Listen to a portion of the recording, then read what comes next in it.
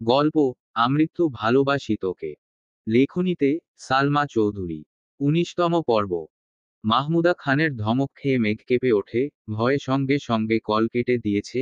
মেঘ ভয় পেলেও আবিরের মনে কিঞ্চিত ভয় বলতে নেই। ফুপ্পির ঝাড়ি খেয়েও আবির কল দিয়েই যাচ্ছে। মেঘ ফোন সাইলেন্ট করে রেখেছে ঠিকই, কিন্তু আবিরের অনাবশ্যক কলে বুকের ভেতরটা অবিচ্ছিন্নভাবে কম্পিত হচ্ছে। বাহির থেকে আলোকসজ্জার ঝলমলে আলো রুমে প্রবৃত্ত হচ্ছে। মেঘ ঘাড় ঘুরিয়ে বন্যার দিকে একপলক তাকালো। বন্যা গভীর ঘুমে নিমগ্ন, পরপর তাকালো ফুপ্পির দিকে। ফুপ্পির ভারী নিঃশ্বাসের শব্দে বোঝা যাচ্ছে অনিয় ঘুমে। মেঘ বুকের উপর ফোন চেপে অতি সন্তর্পণে বন্যার পাশ দিয়ে নেমে উদ্গ্রীব পায়ে বারান্দায় গিয়ে কল রিসিভ করল। আবির তৎক্ষণাৎ অনচ্ছ কণ্ঠে শুধালো, তোর কি আমার জন্য একটু মাও হয় না? আবিরের কথা শুনে মেঘ বিহ্বল ভরকে গেছে কিছুটা। কপাল কুঁচকে ভারী স্বরে বলল, আমি কি করলাম? সন্ধ্যা থেকে কেউ আমাকে একটা কল পর্যন্ত দিল না। কেউ না দিলেও তুই তো একটা কল দিতে পারতি নাকি? আমি তো আপনার কলের অপেক্ষায় ছিলাম। অপেক্ষা করতে করতে কখন ঘুমিয়ে পড়েছি বুঝতেই পারিনি। বাহ, কি দায়িত্বশীল বউ আমার। মেঘ সহসা ঠোঁট বাঁকালো, সদাজাগ্রত চোখে আলোকসজ্জার লাল নীল আলোর পানে তাকিয়ে মোলায়েম কণ্ঠে শুধালো, বাসায় কখন আসছেন? খেয়েছেন? কিছুক্ষণ আগে। আমার শ্বশুর বিয়েতে যে পরিমাণ জামাই আদর করেছে, রাতে আর কিছু খেতে হবে না। কোথায় গিয়েছিলেন? এখন বলবো না। আচ্ছা, ঘুমান তাহলে। শুন। জি। চল ছাদে যাই। না। কেন? আম্মুরা বলেছে বিয়ের রাতে বড় জামাইয়ের মুখ দেখতে নেই, এতে নাকি জামাইয়ের অমঙ্গল হয়। ঠিক আছে, দেখলাম না মুখ। একটু কথা তো বলতে পারি। আব্বাজান নিষেধ করেছেন, দেখা সাক্ষাৎও করা যাবে না। আবির ফোঁস করে শ্বাস ছেড়ে রাগান্বিত কণ্ঠে বলল, কেউ আমাকে কিছু বলতে পারছে না তাই তোকে কুসংস্কার বুঝাচ্ছে, আর তুইও বোকার মতো সেসব মানতেছিস। মেঘ নিশ্চুপ। আবির দীর্ঘ নিঃশ্বাস ফেলে নিজেকে শান্ত করে আহ্লাদী কণ্ঠে বলল, চল না ছাদে। মেঘ অত্যন্ত ধীর কণ্ঠে বলল, একটু বুঝার চেষ্টা করুন, আমি যেতে পারবো না। আপনি যেন রুমে না আসেন, তার জন্য আব্বাজান ফুপ্পিকে আমার সাথে থাকতে বলেছেন। এখন আমি বের হলে খবরই আছে। আপনি ঘুমান প্লিজ। আবির ঢোক গিলে ভ্রু বাঁকিয়ে আবেগতাড়িত কণ্ঠে বলল, I miss you, I need you, believe me, I badly want you my sparrow. আবিরের কণ্ঠে আবেগপ্রবণ অস্বাচ্ছন্দ্যকর কথাগুলো শুনে মেঘের গা শিউরে উঠছে। এ যাবৎকালে আবিরকে এতটা ব্যাকুল হতে কখনো দেখেনি সে। মেঘ নিষ্পৃহায় দীর্ঘশ্বাস ছেড়ে ঠোঁট কামড়ে বিড়বিড় করল, আমাকে তো খুব বলতেন সহিষ্ণু হতে হবে, ধৈর্যশীল হতে হবে, তাহলে আজ আপনার এই অবস্থা কেন? এত অধৈর্য হয়ে উঠেছেন কেন আপনি? আর কত ধৈর্য ধরব? এতদিন যাবৎ অফিসিয়াল বিয়ের অপেক্ষায় ছিলাম, করলাম তো অফিসিয়াল বিয়ে। আত্মীয় স্বজন এলাকাবাসী সবাই জানল তো। তাহলে এখন আমার বউ আমাকে দিচ্ছে না কেন? মানলাম কাল অনুষ্ঠান শেষে বাসর হবে, কিন্তু দেখা তো করতে দিবে, কথা তো বলতে দিবে। আমাদের মাঝে কংক্রিটের দেয়াল সৃষ্টির কি দরকার ছিল? জানি না। আমার ঘুম পাচ্ছে, ঘুমাবো। আপনিও ঘুমান। বুকের ভেতর আগুন জ্বললে ঘুমাবো কিভাবে? মেঘ মুচকি হেসে বলল, এক বোতল ঠান্ডা পানি খেয়ে ঘুমিয়ে পড়েন। মেঘ কল কেটে রুমে চলে গেছে। আবির কপালে কয়েক স্তর ভাঁজ ফেলে বিড়বিড় করল, এত কাহিনী করবে জানলে কমিউনিটি সেন্টার থেকেই পালাতাম। মেঘ ভোরবেলা উঠে আবারও ঘুমিয়েছে, তাই সকালে ঘুম একটু দেরিতে ভেঙেছে। আশেপাশে বন্যা, ফুপ্পি কেউই নেই। আবিরের কথা মনে পড়তেই সঙ্গে সঙ্গে ফোন হাতে নিল। মেঘ আনমনেই নেট অন করে ফেসবুকে ঢুকল। আকস্মাৎ আবিরের পোস্ট দেখে চমকে উঠল। গতকাল বিয়ের বেশ কয়েকটা ছবি আবির রাতেই তার আইডি থেকে পোস্ট করে ক্যাপশন লিখেছে, প্রিয় সহধর্মিণী, আমার অলীক কল্পনার সঙ্গী তুমি, গোধূলি লগ্নে বাড়ি ফেরার একান্ত অভিপ্রায়। তুমি আমার স্নিগ্ধ সকালের সুললিত গন্ধরাজ, পরন্ত বিকেলের একগুচ্ছ বাগানবিলাস। আমার শূন্য হৃদয়ের পূর্ণতা তুমি, ব্যাকুল হৃদয়ের নির্জন নির্মলা। নীল দিগন্তের উড়ন্ত মেঘেরা জানে কত স্বপ্ন উড়িয়েছি বেনামি খামে। তোমার মায়াবী মুখের পানে চেয়ে ভুলেছি সব যাতনা আনমনে। তোমার ঠোঁটের ওই স্নিগ্ধ হাসি দেখে আমার হৃদয়ের অন্তরালে নিরবচ্ছিন্ন বিক্ষোভ চলে। তুমি আমার অবসন্ন মস্তিষ্কের প্রবলতা, নব্য স্বপ্ন দেখার অদম্য স্পৃহা। তোমাকে হাসাতে চেয়ে বহুবার কেঁদেছি আড়ালে। তুমি আমার অপেক্ষার শেষ প্রহর, 16 বছরের প্রতীক্ষার অমূল্য পুরস্কার। তোমাকে মিথ্যা প্রতিশ্রুতি দেয়নি আমি, দিয়েছি আবিরের বউয়ের স্বীকৃতি। আমি তোমাকে ভালোবেসেছি, ভালোবাসি আর আমৃত্যু ভালোবেসে যাব। ইতি। তোমার আকাঙ্ক্ষিত স্বামী। মেঘ ক্যাপশন পড়ে 5 মিনিটের জন্য নিস্তব্ধ হয়ে গেছে। 5 মিনিট পর মনোযোগ দিয়ে ছবিগুলো দেখতে লাগল। গতকাল পার্লার থেকে সেজে যাওয়ার পর থেকে নিজেকে কেমন লাগছে সেটা দেখার সুযোগই পায়নি, বিয়ের ছবি পর্যন্ত দেখেনি, তবে কয়েক ঘন্টায় আবিরের মুখ থেকে হাজারখানেক প্রশংসা সহ আবিরের দুর্বৃত্ত কথা শুনতে হয়েছে। সুযোগ পেলেই মেঘের কানের কাছে ফিসফিস করে নিজের অব্যক্ত অনুভূতি জাহির করেছে, আর মেঘ শুধু আবিরের পাগলামিই দেখে গেছে। এমনকি কবুল বলার সময় আবিরের অস্থিরতা দেখে মেঘ নির্বাক ছিল, নিষ্পলক চোখে কেবল তাকিয়েই ছিল। মিনিমাম লাজলজ্জা বিসর্জন দিয়ে আবির উচ্চশব্দে বলছিল, পৃথিবীর যা কিছুর বিনিময়েই হোক, আমি সবকিছু দিতে রাজি হয়েই মেঘকে বউ হিসেবে কবুল করলাম। আলহামদুলিল্লাহ, কবুল কবুল কবুল। যেখানে একবার কবুল করলাম কিংবা আলহামদুলিল্লাহ কবুল বললেই বিয়ে সম্পন্ন হয়ে যায়, সেখানে আবির বলেই যাচ্ছিল। আবিরের কাণ্ড দেখে কাজী সাহেবও না হেসে পারলেন না। কাজীর মুখে হাসি দেখে আবির পরপর উদ্বিগ্ন কণ্ঠে শুধাল, আমাদের বিয়ে হয়েছে তো? কাজী সাহেব উঠে যেতে যেতে বললেন, আলহামদুলিল্লাহ, এতদিনে পরিপূর্ণ হয়েছে। আলহামদুলিল্লাহ।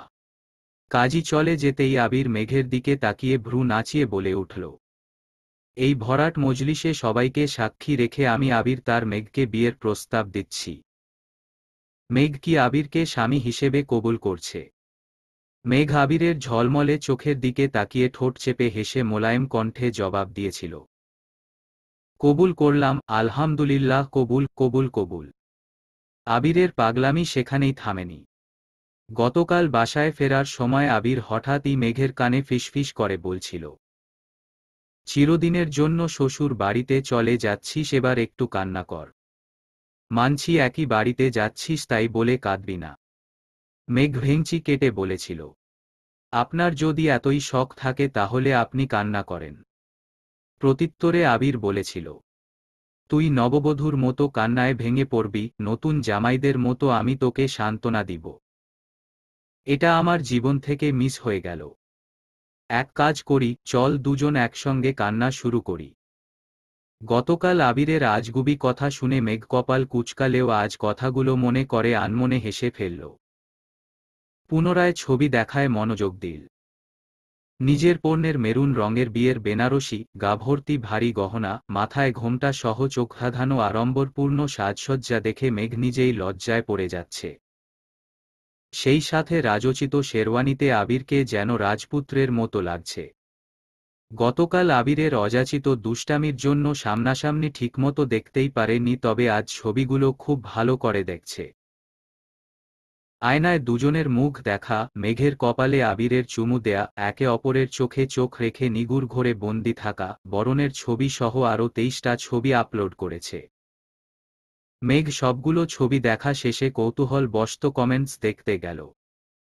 আবিরের বন্ধু, ছোট ভাই, বড় ভাই, রাকিব, সাকিব, তানভীর, মাইশা আপু সহ সবাই নিজেদের মতো অভিনন্দন জানানোর পাশাপাশি উস্কানিমূলক মন্তব্যও করেছে। কারো কারো মন্তব্য দেখে মেঘ বেশ বিস্মিত হচ্ছে। এর মধ্যে বন্যা আসছে। মেঘের লাজুক হাসি দেখে মৃদুস্বরে জিজ্ঞেস করল, হাসছিস কেন? ভাইয়ার পোস্ট দেখে। মেঘ কপাল কুঁচকে তাকিয়ে জিজ্ঞেস করল, তুই কিভাবে জানিস? শুধু আমি না, বাড়ির সবাই এখন ভাইয়ার পোস্ট নিয়ে গবেষণা করছে, নিচে গেলেই বুঝতে পারবি। মেঘ শান্ত কণ্ঠে জিজ্ঞেস করল, তুই খেয়েছিস? না, তোকে ডাকতেই আসছিলাম, তুই ফ্রেশ হয়ে আয়, একসাথে খাবো। আচ্ছা। বন্যা মিমের রুমে চলে গেছে। ইদানিং মেঘ ব্যস্ত থাকায় বন্যার মিম আর আইরিনের সাথে খুব ভালো সম্পর্ক হয়ে গেছে। দুজনেই তানভীরের কথা জানে, তাই তানভীরের হাত থেকে বন্যাকে সবসময় প্রোটেক্ট করে। ড্রয়িং রুমে সোফায় হেলান দিয়ে চোখ বন্ধ করে বসে আছে আবির। রান্নাঘরে রান্নার আয়োজন চলছে। ইকবাল খান ছাদ থেকে নেমে আবিরকে এভাবে বসে থাকতে দেখে কিছুটা উদ্বিগ্ন কণ্ঠে জিজ্ঞেস করলেন, কিরে আবির, এভাবে বসে আছিস কেন? আবির চোখ খুলে কাকামনিকে এক পলক দেখে পূর্বের অবস্থায় থেকে উত্তর দিল, আমার মনটা খুব খারাপ। ইকবাল খান নেমে এসে আবিরের পাশে বসতে বসতে শুধালেন, মন খারাপ কেন? বিয়ে তো সবাই মেনেই নিয়েছে, তাহলে মন খারাপ কেন থাকবে? আবির তপ্ত স্বরে বলতে শুরু করল, মন খারাপ থাকবে না কেন? মানুষ এলাকা ছেড়ে 2-1 বছর বাহিরে থাকলেই কথা, আচরণ, চলাফেরা সব বদলে যায়। সেখানে 2030 বছর ঢাকা শহরে থেকে এখনো গ্রামের কি সব আজগুবি নিয়মনীতি পালন করছে। বিয়ের পর বউ আলাদা কেন থাকবে? এত বছর অপেক্ষা করে, নিজের সাথে নিজে যুদ্ধ করে, আল্লাহর কাছে চাইতে চাইতে মেঘকে পেয়েছি, কেউ কি জানে সেটা?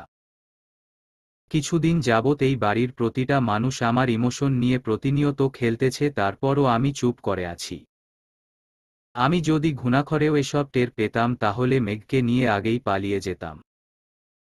তোমরা যা করছো তা আমি কখনো ভুলব না, আমি এর তীব্র নিন্দা জানাচ্ছি। ইকবাল খান শীতল কণ্ঠে বললেন, এভাবে বলছিস কেন? এক এক এলাকার এক এক রীতি, একটু আধটু মেনে নিতেই হবে। আবির কিছু বলার আগেই পেছনে থেকে আলী আহমদ খান গুরুগম্ভীর কণ্ঠে বলে উঠলেন, তোমার নিন্দা জানানো শেষ হলে বাহিরে আসো, কাজ আছে। আলী আহমদ খানের কণ্ঠ শুনে আবির চমকে উঠে পেছনে তাকাল। আব্বুর রাগী রাগী চোখ মুখ দেখে নিজের মুখ চেপে ধরল। আলী আহমদ খান কখন এসেছে আর ঠিক কতটুকু কথা শুনেছে এটা ভেবেই আঁতকে উঠছে আবির। ইকবাল খানের সাথে আবিরের ফ্রেন্ডলি সম্পর্ক হওয়ায় যা ইচ্ছে বলে দিতে পারে, কিন্তু আব্বুর সামনে সে যথাসাধ্য ভদ্র থাকার চেষ্টা করে। কিন্তু আজ এভাবে ধরা পড়ে যাবে সেটা কল্পনাও করতে পারেনি। আবির মাথা নিচু করে দাঁত দিয়ে জিভ কামড়ে বাসা থেকে বেরিয়ে গেছে। ইকবাল খান আলী আহমদ খানের মুখের পানে চেয়ে মলিন হাসলেন। আলী আহমদ খানও নিঃশব্দে হেসে বেরিয়ে গেছেন। কিছুক্ষণের মধ্যেই মেঘ নিচে নামল।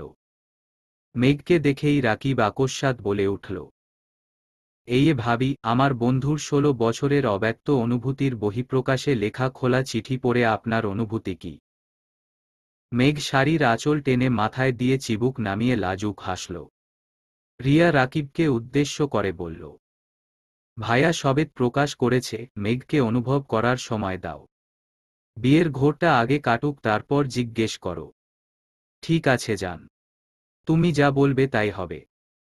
রিয়া ঠোঁট বেঁকিয়ে রাগী স্বরে বলল, হঠাৎ এত ভালোবাসা কোথা থেকে আসছে? রাতে বারান্দায় দাঁড়িয়ে আকাশের পানে তাকিয়ে কল্পনা করে আবির যেভাবে চিঠিটা লিখছিল সেটা দেখে আমারও খুব ইচ্ছে হয়েছিল তোমাকে নিয়ে একটা চিঠি লেখার। কিন্তু বিশ্বাস করো, তুমি ফাল্গুনের সেই রক্তিম শিমুল ফুল আমার হৃদয়ের। এরপর আর কিছু ভেবেই পাচ্ছিলাম না। 30 মিনিট ভেবেছি, তানভীরকে নিয়ে গবেষণা করেছি, কিন্তু লাইনটা আর সম্পূর্ণ করতে পারিনি।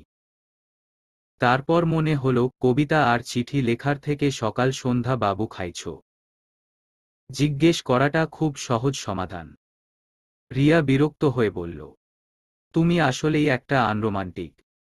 রাকিব হেসে উত্তর দিল, বিয়ে করেছি 6 মাস হতে চলল, এখনো আমি কত রোমান্টিক দেখেছ? তুমি বললে শিমুল ফুল না দিতে পারলেও কচুরি ফুল ঠিকই দিতে পারব। আর কি চাও? রিয়া রাগান্বিত কণ্ঠে হুঙ্কার দিল, তুমি আপাতত চোখের সামনে থেকে যাও। আজকাল ভালোবাসার কোনো মূল্য নেই। নিজের বিয়ে করা বউ বলে আমি নাকি আনরোমান্টিক? ধিক্কার জানায়। কাকে ধিক্কার জানাচ্ছ? নিজেকেই। রিয়া সহসা হাসতে শুরু করেছে, সেই সাথে মেঘও হাসছে। আবির এসে রাকিবের কাঁধে হাত রেখে ধীর কণ্ঠে জানতে চাইল, কি হচ্ছে এখানে? আবিরের কণ্ঠ শুনে মেঘ আর চোখে তাকালো। আবিরকে এক পলক দেখেই লজ্জায় নুইয়ে পড়েছে। গতকালও এত লজ্জা পায়নি যতটা লজ্জা আজ পাচ্ছে। অবিলম্বে ঘোমটা টেনে মুখ ঢাকার চেষ্টা করল। রাকিবের সাথে দু একটা কথা বলে আবির মেঘের সামনে এসে দাঁড়িয়ে অত্যন্ত কোমল কণ্ঠে বলল, আসসালামু আলাইকুম। লজ্জায় আর্স্ট মেঘ ঠান্ডা কণ্ঠে বলল, ওয়ালাইকুম আসসালাম। শুভ সকাল বউ। শুভ সকাল। রাকিব গলা খাকারি দিয়ে বলল, তোর বউ এটা আমরা সবাই জানি, তাই বলে সারাদিন বউ বউ করবি? ভাবছি কিছুদিন দিনরাত এক করে শুধু বউই ডাকব। মাহমুদা খান মালিহা খানের রুম থেকে বেরিয়ে আসতে আসতে ভারী কণ্ঠে বললেন, আবির তোর কি কোনো কাজ নেই? সকাল সকাল মেঘকে জ্বালাচ্ছিস কেন? আবির কপাল কুঁচকে ঠোঁট বেঁকিয়ে শক্ত কণ্ঠে বলল, আমি কোথায় জ্বালিয়েছি? এতক্ষণ কাজ করে কেবলই আসলাম। ফুপ্পি তোমার আমার সাথে কিসের শত্রুতা বলো তো? আব্বুর সাথে তুমিও এমন আচরণ শুরু করেছ কেন? তোমাদের থেকে তো আমার শ্বশুরই ভালো, মেয়ে খেয়েছে কি না দেখতে আমাকে জোর করে পাঠিয়েছেন। আর তোমরা? মাহমুদা খান রাশভারী কণ্ঠে বললেন, ভাইজান খুব সহজে মেনে নিয়েছে তো, তাই কিছু বুঝতে পারছিস না? ভাইজানের ধমক না শোনা পর্যন্ত শান্তি পাচ্ছিস না, তাই না? তোর আচরণে কোনো কারণে ভাইজান যদি রেগে যান, বাড়ি ভর্তি মেহমানের সামনে চিৎকার চেঁচামেচি করেন, বিষয়টা কি ভালো লাগবে? তার থেকে উনি শান্ত আছেন, তুইও একটু শান্ত থাক। ঠিক আছে, থাকলাম শান্ত। আবির মুখ ফুলিয়ে শ্বাস ছেড়ে মেঘের দিকে তাকিয়ে ব্যস্ত কণ্ঠে বলল, বউ তুমি খেয়ে নেও। হ্যাঁ, তোমার ফুফু শাশুড়িটা ভালো না, একদম মহিলা হিটলারের মতো আচরণ করছেন। আমি এখন পালাই।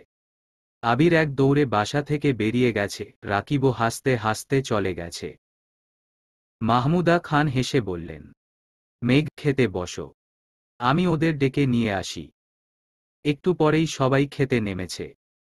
মেঘকে দেখেই জান্নাত বলে উঠল, তুমি আমার স্নিগ্ধ সকালের সুললিত গন্ধরাজ, পরন্ত বিকেলের একগুচ্ছ বাগানবিলাস। পাশ থেকে আইরিন বলল, ভাবি এইটা না, আমার ওই লাইনটা বেশি ভালো লেগেছে। নীল দিগন্তের উড়ন্ত মেঘেরা জানে কত স্বপ্ন উড়িয়েছি বেনামি খামে। রিয়া মৃদু হেসে বলল, তোমরা শুধু শুধু মেঘকে জ্বালিও না। মেঘ, আমি তোমাকে ভালোবেসেছি, ভালোবাসি আর আমৃত্যু ভালোবেসে যাব। তুমি একদম মন খারাপ করবে না কেমন? ওদের দুষ্টামিতে মেঘ চোখ তুলে তাকাতেই পারছে না। এর মধ্যে মালা এসে একটা চেয়ার টেনে বসল। আইরিন মজার ছলে জিজ্ঞেস করল, মালা আপু, আপনার কোন ডায়ালগটা ভালো লেগেছে? কিসের ডায়ালগ? আবির ভাইয়া মেঘ ভাবিকে নিয়ে ফেসবুকে খোলা চিঠি লিখেছে। আপনি দেখেননি? মালা আইরিনকে দেখে পরপর মেঘের লজ্জামাখা আদলের পানে তাকাল। মনে মনে বিড়বিড় করল, আমাকে ব্লক করে রাখলে কিভাবে দেখব? আইরিন আবার জিজ্ঞেস করল, দেখেন কি? মালা বিরক্ত হয়ে বলল, খেয়াল করিনি। আবারও মনে মনে বিড়বিড় করল, এসব আজাইরা ভালোবাসা দেখলেই শরীরটা জ্বলে। বৌভাত উপলক্ষে মেঘ আজ অফ হোয়াইট রঙের মধ্যে গোল্ডেন স্টোনের একটা গর্জিয়াস লেহেঙ্গা পরেছে। আবির মেঘের সাথে ম্যাচিং করে অফ হোয়াইট রঙের স্যুট পরেছে। বাকিরাও যে যার মতো সেজেছে। মালা আজ হুট করে একটা গর্জিয়াস শাড়ি পরেছে। মালার সাজ দেখে সাকিব মেকি স্বরে বলল, ছ্যাঁকা খেয়ে মানুষকে ঘরের দরজা বন্ধ করে সপ্তাহব্যাপী বা মাসব্যাপী কাঁদতে দেখেছি, অথচ তুই তা না করে নাচতে নাচতে বিয়ে খেতে চলে আসছিস। তোর কি মিনিমাম লজ্জা নেই? লাজ লজ্জা ধুয়ে কি শরবত খাবো নাকি? আর একটা কথা শুনে রাখো, আমি চাইলেই আবির ভাইয়াকে বিয়ে করতে পারতাম, কিন্তু আমি মেঘের মতো এত উন্মাদ না যে আমার আবির ভাইকেই লাগবে। সাকিব ফিক করে হেসে বলল, কথায় আছে, পাগলের সুখ মনে মনে। আর কি কি বলে নিজেকে সান্ত্বনা দিচ্ছিস জানাইস আমাকে। প্রয়োজনে আমি আরও কিছু অ্যাড করে দিব। আর রইল বাকি মেঘবতীর পাগলামির কথা, আবির ভাইয়া দেশে আসছেই মেঘকে পাগল করতে। 14 বছর তো একাই পাগলামি করে গেল। ভাইয়ার কি ইচ্ছে হয় না মেঘবতী তার জন্য একটু পাগলামি করবে, বাড়ি ফেরার অপেক্ষায় থাকবে, তাকে দেখার জন্য বা একটু কথা বলার জন্য উতলা হয়ে থাকবে, তার দিকে কেউ তাকালে অগ্নিকন্যার রূপ নিবে, মূল কথা ভাইয়াকে পাগলের মতো ভালোবাসবে। মেঘবতীর মনে প্রবল প্রমত্ততা জাগাতে ভাইয়াই সব করেছে। তাই তোর চোখে মেঘবতী উন্মাদ হলে আবির ভাইয়া তার গুরু। মালা রাগে কটমট করে চলে যেতে নিলে অলক্ষিতভাবে লিমনের সাথে ধাক্কা খেল। মালা মাথায় হাত দিয়ে রাগান্বিত কণ্ঠে হুঙ্কার দিল, আপনি কি চোখে দেখেন না? লিমন মালার দিকে তাকিয়ে মৃদু হেসে বলল, মাঝে মাঝে একটু কমই দেখি। মালা রাগে ফোঁস ফোঁস করে চলে গেছে। মাইশা আপু আর ওনার হাজবেন্ড আজ দুপুরেই আসছেন। আবির কল দিতে দিতে অনেক কষ্টে আপুকে রাজি করিয়েছে। মেঘ আপুকে দেখেই আহ্লাদী কণ্ঠে বলল, আপু মনে আছে তো, বাবুকে কিন্তু সর্বপ্রথম আমার কোলে দিতে হবে।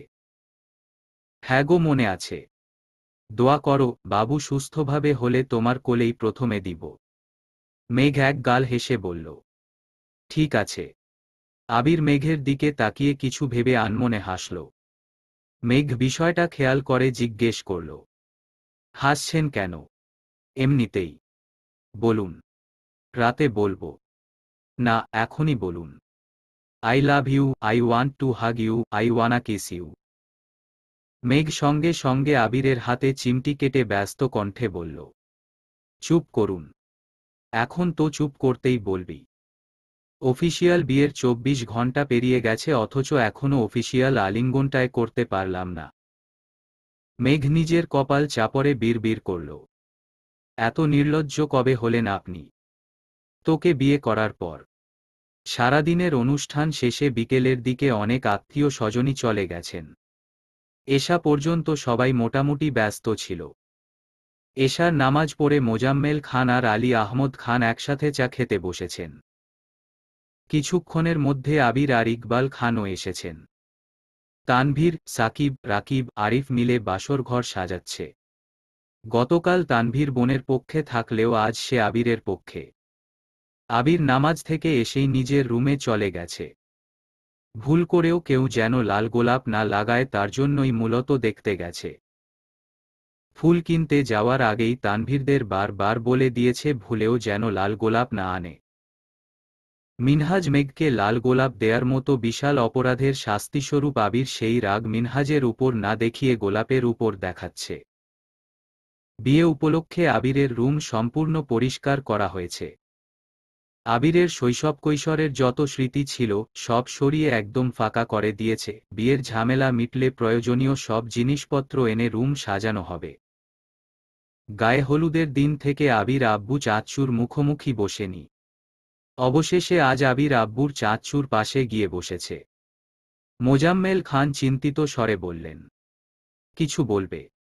জি। বলো। আপনাদের পরিকল্পনার বাহিরে আমি যে কাজগুলো করতে বলেছিলাম সেগুলোর খরচ জানতে চাচ্ছিলাম।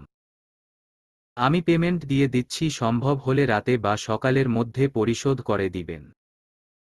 আলী আহমদ খান ঠান্ডা কণ্ঠে বললেন, তোমার দিতে হবে না আব্বু, আমি আগেই বলে রেখেছিলাম। অন্ততপক্ষে আমার পরিকল্পনাগুলোর টোটাল পেমেন্ট আমি করব। মোজাম্মেল খান আস্তে করে বললেন, আচ্ছা তুমিই করো, কিন্তু এত তাড়াহুড়ো করার প্রয়োজন নেই। ইমার্জেন্সি সবার পেমেন্ট করে ফেলেছি। আর যারা নেয়নি তাদের কাল পরশুর মধ্যে দিয়ে দিব। আমি হিসাবটা দেখতে চাচ্ছিলাম চাচু। আমার কি কপাল, মেয়ের জামাই কত সুন্দর করে চাচু বলে ডাকছে। আবির মৃদু হেসে মেকি স্বরে বলল, মেঘের মতো আমিও কি আব্বাজান বলে ডাকব? আলী আহমদ খান, মোজাম্মেল খান এবং ইকবাল খান তিনজনেই একসঙ্গে হেসে উঠলেন। প্রায় ১ ঘণ্টা যাবৎ চারজন মিলে হিসাব করছে। এদিকে জান্নাত আর রিয়া মিলে মেঘকে সাজাচ্ছে আর বাসরের নিয়মকানুন শিখিয়ে দিচ্ছে। মেঘের মনে ভয়, লজ্জা, আতঙ্কের সাথে সাথে এক অজানা ভালোলাগাও কাজ করছে। রাত ১০টার পর ওদের সাজানো শেষ হয়েছে। আবিরের নিষেধাজ্ঞা থাকায় লাল গোলাপ ছুঁয়েও দেখেনি। গাঁদা, বেলি, কাঠগোলাপ, ৩৪ রঙের জারবেরা, জিনিয়া সহ যে ফুল পেয়েছে সব দিয়েই সাজিয়েছে। সাজানো শেষেই মেঘকে নিয়ে বিছানার মাঝ বরাবর বসিয়েছে। মেঘের সামনে ফুলের পাপড়ি দিয়ে একটা লাভ এঁকে তাতে ম লিখেছে। তারপর শুরু হয়েছে দল ভাগাভাগি, কয়েকজন আবিরের পক্ষে থাকলেও বেশিরভাগই মেঘের পক্ষে। তানভীর আজ আবিরের পক্ষে শুনে বন্যা রাগী রাগী মুখ করে বলল, আপনি দুমুখ সাপের মতো আচরণ করছেন কেন? তানভীর হেসে বলল, বোনের বিয়ের পর স্বাভাবিকভাবেই বোন শ্বশুরবাড়িতে চলে যায়। ভাগ্য ভালো আমার বোন আমার চোখের সামনে আছে। বনুর শ্বশুর বাড়ি অন্য কোথাও হলে আজকের বাসরঘর সাজানো অসম্ভব ছিল। তাছাড়া বড় ভাই হয়ে ছোট বোনের বাসর আটকানোটা তেমন শোভা পায় না। বন্যা আর কিছু বলেনি। এদিকে আবিরদের হিসাব নিকাশের এক পর্যায়ে মোজাম্মেল খান বললেন, অনেক তো হিসেব দেখলে, এখন বরং যাও তুমি। আবির ঘাড় ঘুরিয়ে মালিহা খানকে উদ্দেশ্য করে বলল, আম্মু, তোমাদের যা যা নিয়মকানুন আছে তাড়াতাড়ি শেষ করো, আমার ঘুম পাচ্ছে। মোজাম্মেল খান আকস্মাৎ কাশতে শুরু করলেন। ইকবাল খান আবিরের হাত চেপে বিড়বিড় করে বলল, বাবা চাচারা আছে, কথাবার্তা একটু সাবধানে বল। আবির ভ্রু কুঁচকে মনে মনে বিড়বিড় করল, গত দুরাতে এক ফোঁটাও ঘুমাতে পারিনি। এখন বিয়ে করেছি বলে কি ঘুম পেলেও বলা যাবে না। আবির নিশ্চুপ দেখে মোজাম্মেল খান স্বাভাবিক কণ্ঠে বললেন, বাকিগুলো সকালে দেখে নিও। আবির তপ্ত স্বরে বলল, আর কিছু দেখতে হবে না, যা লাগবে তানভীরকে বললেই হবে। মাহমুদা খান এসে মৃদুস্বরে বললেন, আবির, তুই এখন রুমে যেতে পারিস। আবির হঠাৎই কেমন যেন লজ্জা পাচ্ছে। লজ্জায় উঠে যেতে পারছে না। আলী আহমদ খান আকস্মাৎ বকে উঠলেন, এত লজ্জা পেতে হবে না, যাও। আবির মাথা নিচু করে উঠে রুমের দিকে চলে গেছে। রুমের সামনে যথারীতি দল মানুষ দাঁড়িয়ে আছে। তানভীর আবিরের দলের হওয়া সত্ত্বেও ওরা জোরপূর্বক তানভীরকে রুমের ভেতরে রেখেছে। আবির দরজা থেকে উকি দিয়ে বিছানাটা দেখে নিল। মাথায় ঘোমটা দিয়ে নববধূ বিছানায় বসে আছে। আবির বাকিদের উদ্দেশ্যে স্বাভাবিক কণ্ঠে বলল, কি চাই? তেমন কিছু না। রাকিব আবিরের পাশ থেকে বলে উঠল, আজ যত ইচ্ছে দে, আমি বারণ করব না। কারণ বাসর আমিও সাজিয়েছি, তাই ভাগ আমিও পাব। আবির রাকিবের দিকে তাকিয়ে হাসল। আইরিন আকস্মাৎ বলে উঠল, ভাইয়া, তাড়াতাড়ি টাকা দিয়ে আমাদের বিদায় করো। আবির শান্ত কণ্ঠে বলল, তোরা কত চাস সিদ্ধান্ত নিয়ে তানভীরের কানে কানে বল। আইরিন, জান্নাত, রিয়া, মিম, বন্যা ফিসফিস করে কিছুক্ষণ ভেবে চিনতে তানভীরকে জানাল। আবির সঙ্গে সঙ্গে বলল, সিদ্ধান্ত ফাইনাল। হ্যাঁ। এখন সামনে থেকে সরো। কেন সরব? আগে টাকা দিবে, তারপর যাব। আবির তপ্ত স্বরে বলল, আমি যেতে বলিনি আপু, সরতে বলেছি।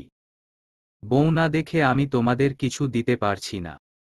বউ দেখে ফেললে তো শেষই। তোমরা যেমন আমাকে বিশ্বাস করতে পারছো না, তেমন আমিও পারছি না। আমার বউয়ের জায়গায় অন্য কাউকে যে বসিয়ে রাখোনি, তার কি গ্যারান্টি আছে? তোমাদের সহজ সমাধান দিয়েছি, তোমাদের অ্যামাউন্ট আমি না জানলেও তানভীর জানে। আমার বউ ঠিকঠাক থাকলে তোমরা তোমাদের প্রাপ্য পেয়ে যাবে। আগে বউ দেখব, তারপর টাকা দিব। এখন তোমরা ভেবে দেখো, ঠকাবে না তো? তোমরা আমাকে না ঠকালে আমিও তোমাদের ঠকাবো না। ঠিক আছে। ওরা এক প্রকার বাধ্য হয়েই আবিরকে রুমে ঢুকতে দিয়েছে। আবির রুমে ঢুকেই মেঘকে উদ্দেশ্য করে সালাম দিল। মেঘ কাপা কাপা গলায় সালামের উত্তর দিয়েছে। এতক্ষণ যাবৎ মেঘ শান্ত থাকলেও এখন আর শান্ত থাকতে পারছে না। আবির যত কাছাকাছি আসছে, মেঘের শরীরের প্রতিটা শিরাউপশিরার রক্ত সঞ্চালন তত বেড়ে যাচ্ছে। ঢোক গিলে বারবার নিজেকে শান্ত রাখার চেষ্টা করছে। আবির কিছুটা ঝুঁকে খুব যত্ন সহকারে আস্তে ধীরে মেঘের ঘোমটা উঠালো। লজ্জায় রাঙা মেঘের নামানো চিবুক দেখে কিঞ্চিৎ ভ্রু কুঁচকাল। আবির সহসা দুয়াঙ্গুলে মেঘের চিবুক উঠাল। আবিরের শক্ত হাতের কোমল স্পর্শে মেঘের শীর্ণ অধর থরথর করে কাঁপছে। হৃদয়ের তোলপারে নিঃশ্বাস এলোমেলো হয়ে যাচ্ছে। ঘন ঘন পল্লব ঝাপটে নিভু নিভু চোখে আবিরের দিকে তাকাতেই আবির সহসা বুকের বা পাশে হাত রেখে নেশাক্ত কণ্ঠে বলল, হায় মাশা আল্লাহ!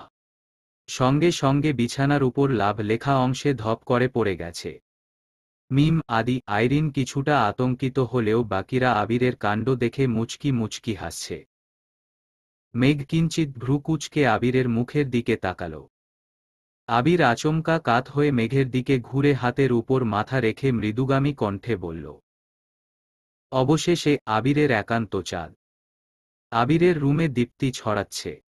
মেঘ লজ্জায় চোখ সরিয়ে করে ফেলেছে। আবির পকেটে হাত দিয়ে যতগুলো 500 আর 1000 টাকার নোট পেয়েছে সব মেঘের হাতে মুষ্টিবদ্ধ করে দিয়েছে। রিয়া হাসিমুখে বলল, ভাইয়া আপনার চাঁদকে সারা জীবনের জন্য আপনার রুমে রেখে গেলাম। আপাতত আমাদের দিকটা একটু ভাবুন। আবির মেঘের দিকে তাকিয়ে মোলায়েম কণ্ঠে বলল, ওরা কিছু চাচ্ছে, দিব। মেঘ কিছুই বলছে না, চুপচাপ বসে নিজের হৃৎস্পন্দন গুনছে। আইরিন সঙ্গে সঙ্গে বলল, এটা কিন্তু কথা ছিল না। তুমি বলেছ ভাবিকে দেখেই দিয়ে দিবে। আবির মেঘের দিকে তাকিয়ে থেকেই ঠান্ডা কণ্ঠে বলে উঠল, আমি আমার বউয়ের অনুমতি ব্যতীত কিছু দিতে পারছি না, সরি। সবাই মেঘকে রিকোয়েস্ট করছে কিন্তু মেঘ মুখ ফুটে কিছু বলতেই পারছে না। আবির মৃদু হেসে পুনরায় প্রশ্ন করল, কি হল? দিয়ে দিব। মেঘ ঘাড় কাত করে সম্মতি জানাল। আবির সঙ্গে সঙ্গে বিছানা থেকে উঠে স্বাভাবিক কণ্ঠে বলল, তোমাদের অ্যামাউন্ট কত ছিল আমি জানি না আর জানতেও চাই না। আমার বউ যেহেতু সম্মতি দিয়েছে তাই তোমরা যা চেয়েছ তার ডাবল পাবে। তানভীরের দিকে তাকিয়ে মৃদুস্বরে বলল, তানভীর ওদের অ্যামাউন্ট বুঝিয়ে দিবি? জি ভাইয়া। জান্নাত রিয়া একসঙ্গে বলে উঠল, ইসস এত বড় মিস্টেক কিভাবে করলাম? আগে জানলে আরও বেশি চাইতাম। আইরিন বলল, আমরা এখন নতুন করে অ্যামাউন্ট চাইব। আবির মুচকি হেসে বলল, সুযোগ একবারই দিয়েছি, সেই সুযোগ আর পাবে না। এখন সবাই যাও এখান থেকে। রাকিব আবিরের কানে কানে ফিসফিস করে কিছু বলেই দৌড়ে বেরিয়ে গেছে। বাকিরাও যে যার মতো চলে গেছে। বন্যা মেঘের দিকে তাকিয়ে মুচকি হেসে বেরিয়েছে। তানভীর আগেই বেরিয়ে গিয়েছিল। আবির দরজা বন্ধ করতে যাবে আকস্মাৎ তানভীর হাজির হল। আবির শক্ত কণ্ঠে বলল, আবার কি? তানভীর মেঘকে এক পলক দেখে নিল। মেঘ মাথা নিচু করে নিশ্চুপ হয়ে বসে আছে। তানভীর গলা খাকারি দিয়ে অত্যন্ত কোমল কণ্ঠে বলল, ভাইয়া আমার বোনটা কিন্তু এখনো ছোট।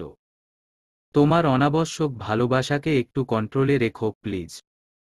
আবির ভ্রু গুটিয়ে সরাসরি তানভীরের চোখের দিকে তাকিয়ে কর্কশ গলায় বিড়বিড় করল, তুই না আমার সম্বন্ধী। তানভীর নিঃশব্দে হেসে অত্যন্ত ধীর কণ্ঠে বলল, তুমি না আমার ভাই।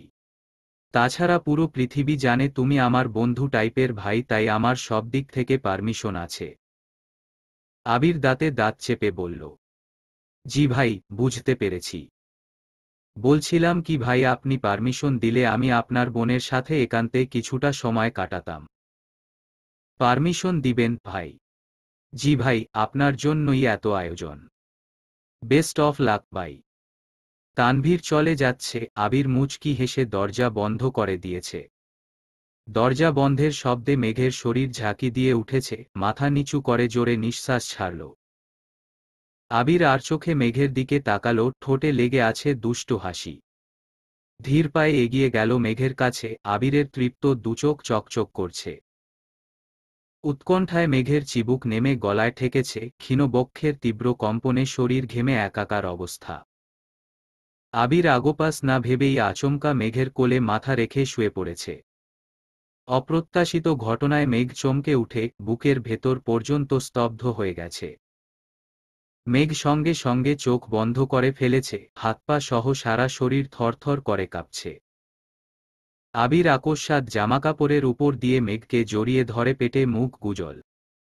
আবিরের অবাঞ্ছিত স্পর্শে মেঘের জোরাল বক্ষস্পন্দন আরও বেশি জোরালো হতে শুরু করেছে, নীরবে ঢোক গিলে এলোমেলো নিঃশ্বাস ছাড়ছে।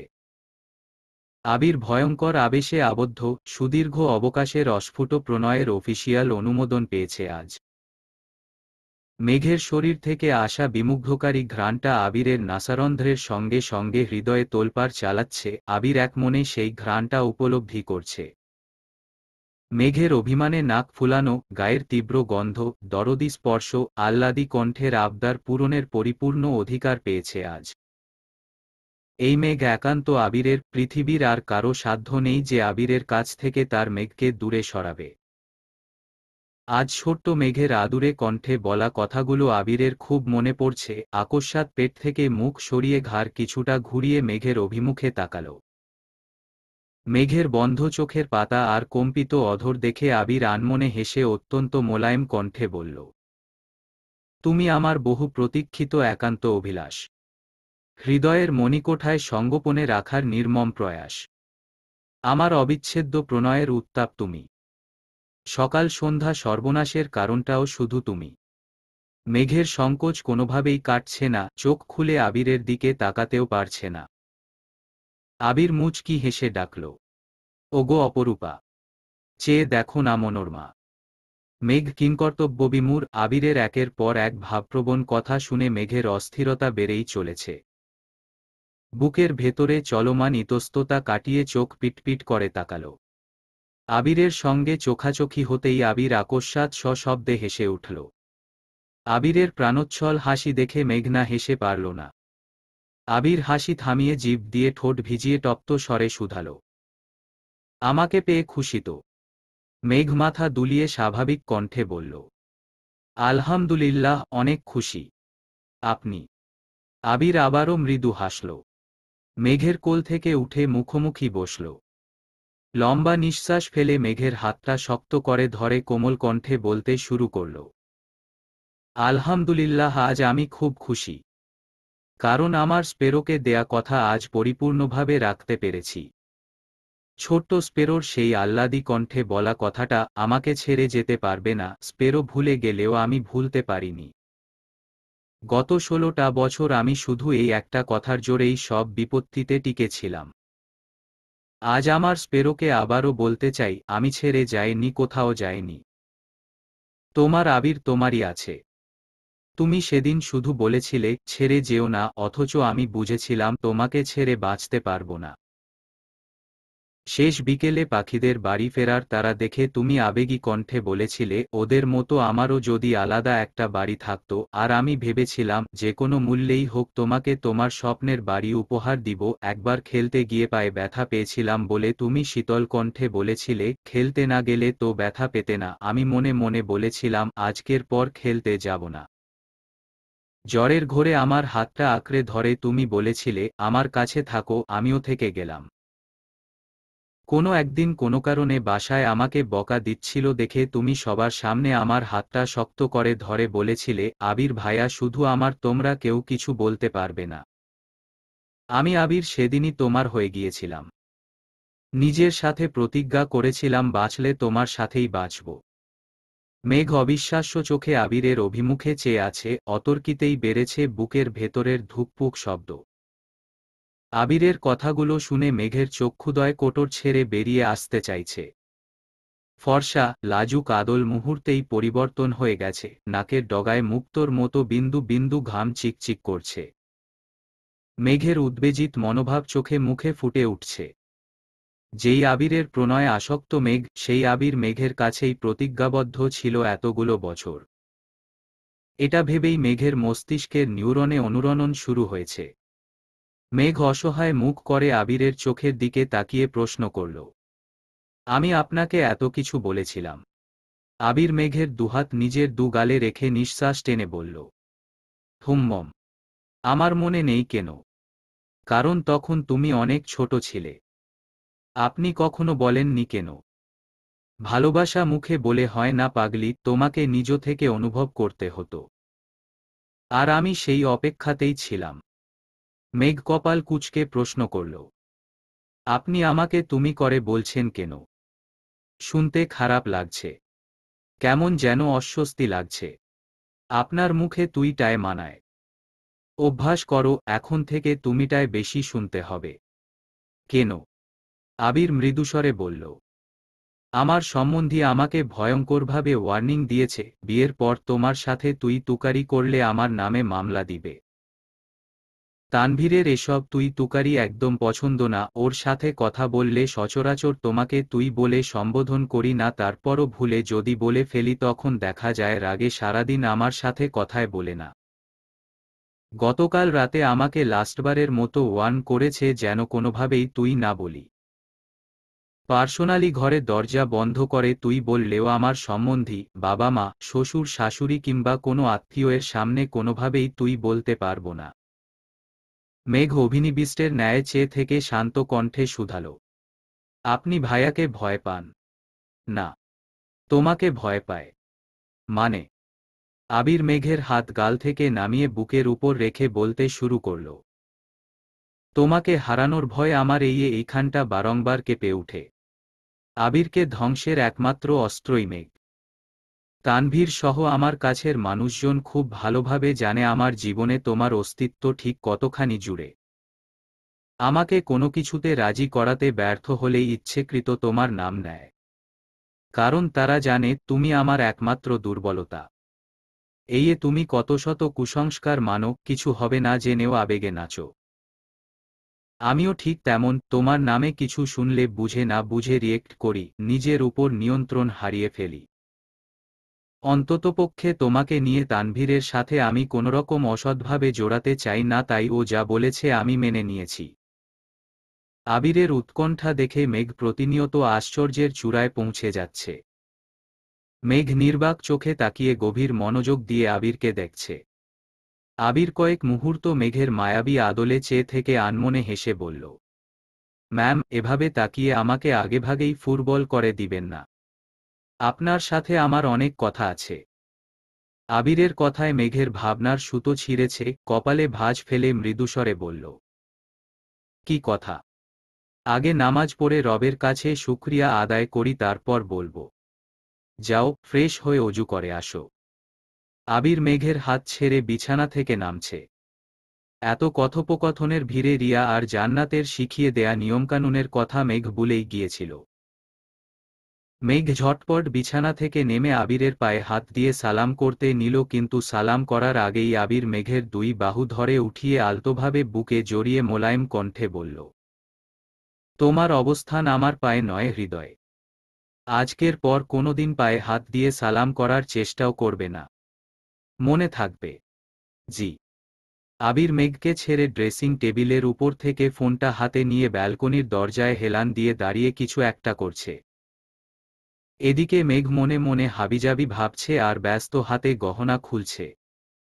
গলার একটা গহনাকে খুলতে গিয়ে চুলে টান পড়তেই মেঘ ব্যথায় উফফ করে উঠেছে।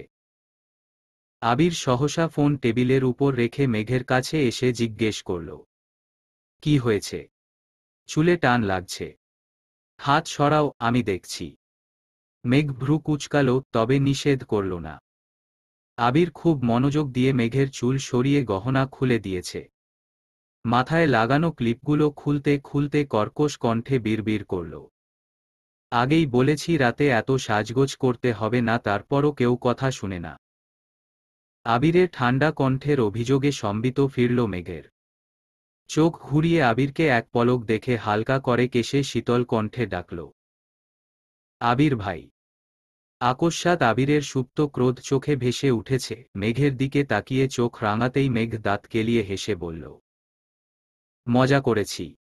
আবির প্রত্যুত্তরে কিছুই বলল না। মেঘ ওয়াশরুম থেকে ফ্রেশ হয়ে আসতেই আবির চুপচাপ ওয়াশরুমে চলে গেছে। যথারীতি দুজন একসঙ্গে 2 রাকাত নফল নামাজ পড়ে নিয়েছে। নামাজ শেষ করে আবির মেঘের কপালে দীর্ঘ চুমু খেয়ে মেঘকে শক্ত করে জড়িয়ে ধরল। আবিরের সারাদিনের সব দুষ্টামি খুনসুটি হঠাৎই পরিবর্তন হয়ে গেছে। কেমন যেন নিশ্চুপ হয়ে গেছে। আবিরের বুকের উপর মাথা থাকায় মেঘ স্পষ্টভাবে আবিরের হৃৎস্পন্দন টের পাচ্ছিল। মেঘ হঠাৎই তটস্থ কণ্ঠে শুধাল, কি হয়েছে আপনার? আপনি কি কোনো বিষয় নিয়ে চিন্তিত? আবির ঘন ঘন ঢোক গিলছে। মেঘকে বিছানার পাশে বসিয়ে আবির ফ্লোরে বসল। মেঘ ব্যাকুল কণ্ঠে বারবার প্রশ্ন করছে, আবির উত্তর না দিয়ে কিছুক্ষণ চুপচাপ বসে রইল। আবির আচমকা বসা থেকে উঠে ওয়ার্ড্রব থেকে একটা ছোট বক্স বের করল। আবির নাম লেখা একটা ডিজাইনিং লকেট বের করে মেঘের গলায় পরিয়ে দিতে দিতে মৃদু স্বরে বলল, এটা বাসর রাতের গিফট। মেঘ তৎক্ষণাৎ লাফিয়ে উঠে বালিশের নিচ থেকে একটা ঘড়ির বক্স বের করে আবিরকে দিয়ে বলল, এটা আপনার জন্য। আবির কপাল কুঁচকে প্রশ্ন করল, বাসর রাতে গিফট দিতে হয় এটা তোমাকে কে বলেছে? রিয়া আপু, জান্নাত আপু, তাছাড়া আমার বান্ধবীরাও বলেছে। আর কি কি বলেছে? আরও অনেক কিছু। আবির ভ্রু গুটিয়ে ধীর হস্তে কপাল চাপড়ে শক্ত কণ্ঠে বলল, ইসস, আমার বউটাকে ওরাই নষ্ট করছে। মেঘ ঠোঁট কামড়ে বিড়বিড় করল, মোটেই না। আবির ঘড়িটা দেখে মুচকি হেসে বলল, পরিয়ে দাও এখন। হুম্মম। মেঘ ঘড়িটা পরিয়ে দিয়ে আহ্লাদী কণ্ঠে শুধাল, পছন্দ হয়েছে? হুম্মম। আমার একমাত্র বউয়ের দেয়া গিফট, পছন্দ তো হবেই। আবির তপ্ত স্বরে ফের বলল, তোমার জন্য আরও সারপ্রাইজ আছে। কি? আবির একটা অ্যালবাম বের করে মেঘের হাতে দিল। অ্যালবামের সর্বপ্রথম ছবিটা আবির আর মেঘের বিয়ের। দুজন পাশাপাশি বসা, মেঘ ঘাড় কাত করে আবিরের বাইসেপে রেখেছে, আবির মেঘের মাথায় উপর নিজের মাথা কাত করে রেখেছে। দুজনের এক হাত সামনের দিকে। আবিরের হাতের তালুতে মেহেদি দিয়ে লেখা মেঘের আবির, আর মেঘের হাতে লেখা আবিরের মেঘ। মেঘ ছবিটা দেখে মৃদু হেসে অ্যালবাম খুলেছে। মেঘের জন্মের পর আবিরের প্রথম কোলে নেয়ার ছবি, মেঘের 6 মাস, 1 বছর, 2 বছর বয়স থেকে শুরু করে বিয়ে পর্যন্ত আবিরের সাথে যত ছবি ছিল সবই অ্যালবামে আছে। মেঘ মুগ্ধ চোখে তাকিয়ে ছবিগুলো দেখছে, আবির পাশে দাঁড়িয়ে ছবিগুলোর বর্ণনা দিচ্ছে। ছোটবেলার ছবিগুলো ফ্যামিলি অ্যালবাম থেকে সংগ্রহ করা। কোন ছবি কখন, কি অবস্থায় কাকে দিয়ে উঠিয়েছিল সবই আজ নির্দ্বিধায় বলছে। মেঘ নিস্তব্ধ হয়ে ছবিগুলো দেখছে আর আবিরকে দেখছে। মাঝখানে 9 বছরের একসাথে ছবি না থাকলেও লাস্ট 2 বছরের ছবিতেই তার উসুল তুলে ফেলেছে, যার মধ্যে হাতে গুনা কয়েকটা ছবি মেঘ নিজের ইচ্ছেতে তুলেছিল, বাকি সব আবিরের পার্সোনাল ফটোগ্রাফার তুলে দিয়েছে। অ্যালবাম দেখা শেষ হতেই মেঘ দীর্ঘ নিঃশ্বাস ছাড়ল। আবির মৃদুস্বরে জিজ্ঞেস করল, রাগ করেছ? মেঘ ঠোঁট ফুলিয়ে চেয়ে আছে। আবির নিরেট কণ্ঠে বলল, রাগ করো না প্লিজ। এটা দেখে রেগে গেলে পরের গুলো তো বলতেই পারবো না। পরে কি? আবির একটা চাবির গোছা মেঘের হাতে দিয়ে বলতে শুরু করল, আজ থেকে এই চাবির গোছাটা তোমার। এখানে আমার রুমের প্রতিটা তালাবদ্ধ জিনিসের চাবির পাশাপাশি আমার অফিসের সব চাবি আছে। তুমি আমার অর্ধাঙ্গিনী, তাই আজ থেকে আর কোনো লুকোচুরি নয়। আমার যা কিছু আছে সব কিছুতে তোমার অধিকার আছে। মেঘ আজ হতবিহ্বল। যে আবির নিজের জিনিসপত্র কখনো কাউকে ছুতে দেয় না, রুমে ঢুকতে দেয় না, সব কিছুতে তালা দিয়ে রাখে, সে আজ নিজের হাতে সব দায়িত্ব মেঘকে দিয়ে দিচ্ছে। আবিরের এত পরিবর্তন মেঘ স্তব্ধ চোখে কেবল দেখেই যাচ্ছে। আবির আকস্মাৎ মেঘের মুখোমুখি দাঁড়াল। আচমকা ধপ করে মেঘের পায়ের কাছে বসে পড়েছে, আবিরের গায়ে যেন পা না লাগে তার জন্য মেঘ সঙ্গে সঙ্গে পা সরিয়ে থমথমে কণ্ঠে শুধাল, কি হয়েছে আপনার? আবির পেছনে থেকে একটা সুন্দর গিফট বক্স বের করে মেঘের হাতে দিল। মেঘ ভ্রু কুঁচকে প্রশ্ন করল, কি এটাতে? দেখো। বক্স খুলতেই 2টা ব্যাংক চেক চোখে পড়েছে, মেঘ অ্যামাউন্টও ঠিকমতো খেয়াল করেনি। কৌতূহল বশত চেক তুলে বিস্ময় সমেত তাকাল। বক্সে স্বর্ণের বেশ কিছু গহনা। মেঘ বারবার আবিরের দিকে তাকাচ্ছে, আবিরের ঠোঁটে মলিন হাসি। মেঘ গহনাগুলো তুলে বিছানার পাশে রাখছে। কাগজের মতো কিছু লাল ফিতা দিয়ে পেঁচানো দেখে মেঘ স্বাভাবিকভাবে খুলতে নিল, খুলতেই দেখল এটা একটা দলিল। কিছুটা পড়ার পর বুঝতে পারল কোনো একটা জায়গা আবির মেঘের নামে করে দিয়েছে। মেঘ আশ্চর্য নয়নে তাকিয়ে প্রশ্ন করল, এসবের মানে কি? আবির মুচকি হেসে বলল, স্পেরোজ ড্রিমহাউজ তোমার বাড়ি, একান্তই তোমার। সেখানে আমার কোনো অধিকার নেই। মেঘ কিঞ্চিত রাগী স্বরে বলল, অধিকার যদি নাই থাকবে তাহলে আমার বাড়ি আপনি আমাকে না জানিয়ে কেন করেছেন? আগে আমাকে বললেন না কেন? শুরুতে জানানোর মতো পরিস্থিতি ছিল না। কেন? সময়টা ছিল ডিসেম্বর মাস, মাইশা আপুর বিয়ে থেকে মালার কারণে তোমাকে জোর করে নিয়ে আসছিলাম। আমি অফিস থেকে এসে তোমাকে সময় নিয়ে বুঝাতে চেয়েছিলাম মালার সাথে আমার কিছুই নেই, অথচ তুমি আমার আসা পর্যন্ত জাস্ট 10 মিনিট অপেক্ষা করতে পারলে না। আমাকে গুরুত্ব না দিয়ে মিনহাজদের গুরুত্ব দিয়েছিলে। তার জন্য তোমার প্রতি অভিমান হয়েছিল। সেই অভিমান তোমার আব্বুর কথায় জেদে পরিণত হয়েছিল। ওনার মেয়েকে রানীর মতো রাখতে গেলে আগে রানীর স্বপ্নগুলো পূরণ করা জরুরি ছিল। সেই রাতেই 34 দিনের জন্য চলে গেলাম, দিনরাত এক করে সবকিছু রেডি করে আসছি। যেদিন বাসার কাজ শুরু করব তার আগের দিন থেকে আপনাকে এতমতে রিকোয়েস্ট করলাম, কিন্তু তুমি এতটাই জেদি যে কোনোভাবেই যেতে রাজি হলে না। তোমাকে সারপ্রাইজ দিতে চেয়েও দিতে পারলাম না, তাই সিদ্ধান্ত নিয়েছিলাম বাসার কাজ পুরোপুরি শেষ করেই জানাবো। মেঘ শক্ত কণ্ঠে বলল, ইসস, মিস করলাম। বাকিগুলো দেখে শেষ করো। মেঘ আবারও বক্স হাতে নিল। কিছু চিরকুট, আবিরের অফিসের কিছু ডকুমেন্টসের সাথে কয়েকটা 500 আর 1000 টাকার বান্ডিল। এত টাকার বান্ডিল দেখে মেঘ আশ্চর্যান্বিত নয়নে তাকিয়ে উদ্বিগ্ন কণ্ঠে শুধাল, এত টাকা কার? আবির মোলায়েম কণ্ঠে বলল, তোমার। মানে? এত টাকা দিয়ে আমি কি করব? এগুলো সব কাবিনের। মেঘ ধীর কণ্ঠে বলতে শুরু করল, আমি যতদূর শুনেছি কাবিন বউয়ের পরিবার অথবা বউয়ের ইচ্ছে অনুযায়ী দিতে হয়। আমি বউ হয়ে বলছি আমার কাবিনের কোনো প্রয়োজন নেই। আমি আপনাকে চেয়েছি, আলহামদুলিল্লাহ আপনাকে পেয়ে গেছি। আমার আর কিছুই চাওয়ার নেই। আপনার এত গিফট, টাকা, ব্যাংক চেক এসবের কোনো কিছুই চাই না। বিয়েতে কাবিন যদি আবশ্যক হয় তবে আমি কাবিন হিসেবে আপনাকে চাইব, আমৃত্যু শুধু আপনাকেই চাইব। মেঘের দুচোখ ছলছল করছে, নিজেকে সংযত করতে থারিত শ্বাস টানল।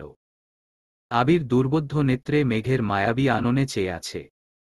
অল্পতে লজ্জায় আর্স্ট হওয়া মেয়েটার অদম্য কণ্ঠের আকাঙ্ক্ষা শুনে আবির শীতল চোখে চেয়ে মুচকি হাসল।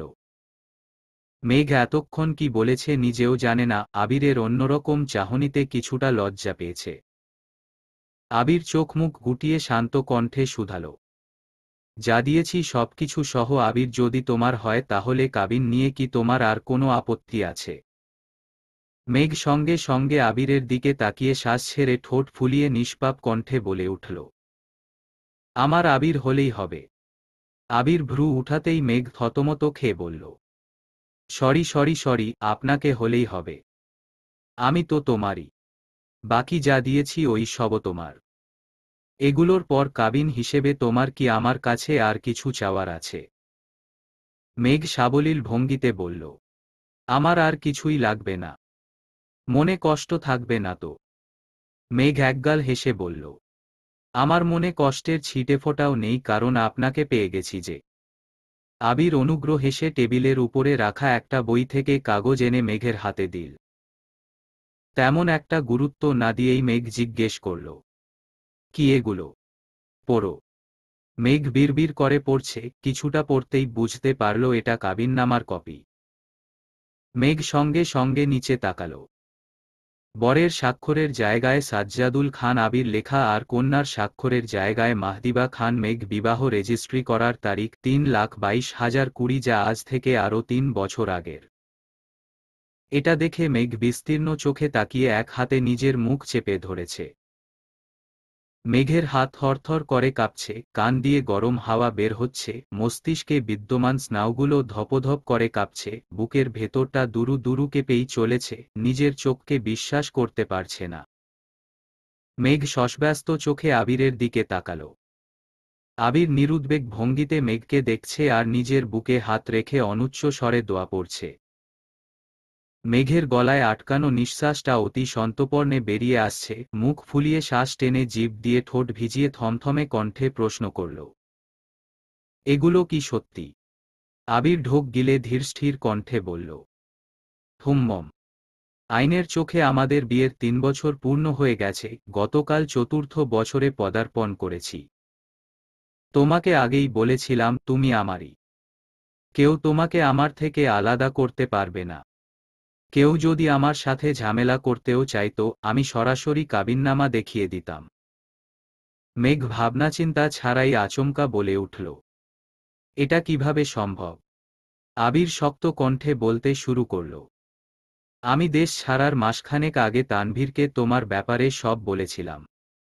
সে আমার আবেগ অনুভূতি দেখে প্রথম দিকে মেনে নিলেও পরবর্তীতে ওর মনে কিছুটা খটকা সৃষ্টি হয়েছিল, কারণ শত হলেও সে তোমার আপন ভাই। তোমার প্রতি তার দায়িত্ব, ভালোবাসা অন্য লেভেলের, যেটা আমার প্রতি হাজার থাকলেও তোমার সমান নয়। বলতে গেলে তানভীর, আমি দুজনেই তখন অপ্রাপ্তবয়স্ক। মজার ছলেই হোক কিংবা গভীর চিন্তা থেকেই তানভীর একদিন হুট করে বলে বসে, ভাইয়া তুমি বনুকে এখন পছন্দ করো মানলাম, আমি ওকে দেখেও রাখলাম, কিন্তু 7 বছর পর তোমার মন মানসিকতা যে এরকম থাকবে তার কি গ্যারান্টি আছে? তখন যদি বনুর প্রতি এখনকার মতো অনুভূতি না থাকে? তানভীরের কথা শুনে আমার মনে চিন্তন জাগে। আমি নিজেও কখনো সেভাবে ভেবে দেখিনি, তাই ভেবেচিন্তেই সিদ্ধান্ত নিলাম তোমাকে বিয়ে করব। কেন সেই সিদ্ধান্ত নিয়েছিলাম আমি নিজেও জানি না, শুধু মনে হয়েছিল তানভীর যা বলেছে একদম ঠিক বলেছে। তানভীর মজার ছলে বললেও আমি দুশ্চিন্তায় ঘুমাতে পারছিলাম না। তানভীরকে জানানোর পর সে খুব রিকোয়েস্ট করেছে যেন বিয়ের ঝামেলা না করি, ও এমনিতেই এসব বলেছিল আরও অনেক কিছু। আমার মাথায় তখন কিছুই ঢুকছিল না। আমার কাছের বন্ধুর বাবা কাজী, তাই তৎক্ষণাৎ খোঁজ নিলাম। তোমার বয়স অনেক কম ছিল তখন, তোমার আমার প্রতি তীব্র ঘৃণাও ছিল, সব মিলিয়ে তখন বিয়ে সম্ভব ছিল না। তাছাড়াও কিছু নিয়মনীতি ছিল যার কারণে আঙ্কেল কোনোভাবেই রাজি হইতেছিল না, কিন্তু তখন আমার একটাই জেদ ছিল, যেভাবেই হোক বিয়ে আমার করতেই হবে। আঙ্কেলকে বিস্তারিত বুঝিয়ে খুব কষ্টে রাজি করিয়ে রাকিব, তানভীর আর সুজনের উপস্থিতিতে বিয়ের কাজ সম্পন্ন করে দেশ ছাড়ি। আবির দীর্ঘ নিঃশ্বাস ছেড়ে পুনরায় বলতে শুরু করল, বিশ্বাস করো আমি তখন কোনো কিছু ভাবিনি, এত কিছু বুঝিনি। শুধু বুঝেছিলাম তোমাকে আমার লাগবে, সেটা যে কোনো মূল্যেই হোক। মস্তিষ্কে শুধু একটা চিন্তায় ঘুরপাক খাচ্ছিল, তোমাকে বৈধতার চাদরে মোড়ানো। পাওয়া না পাওয়ার মাঝে আমি তখন বাস্তবিক জ্ঞান হারিয়ে ফেলেছিলাম, ভবিষ্যতে কি হবে বা হতে পারে সব ভুলে গিয়েছিলাম। বিয়ে পরিপূর্ণ হবে না জেনেও আবেগের তাড়নায় বিয়ে করেছিলাম। নিশ্চুপ মেঘ এবার মুখ খুলল, কিছুটা বিস্মিত হয়ে জানতে চাইল, আমার সাইন কে দিয়েছিল? তুমি? কিভাবে? আমি তো এসবের কিছুই জানতাম না।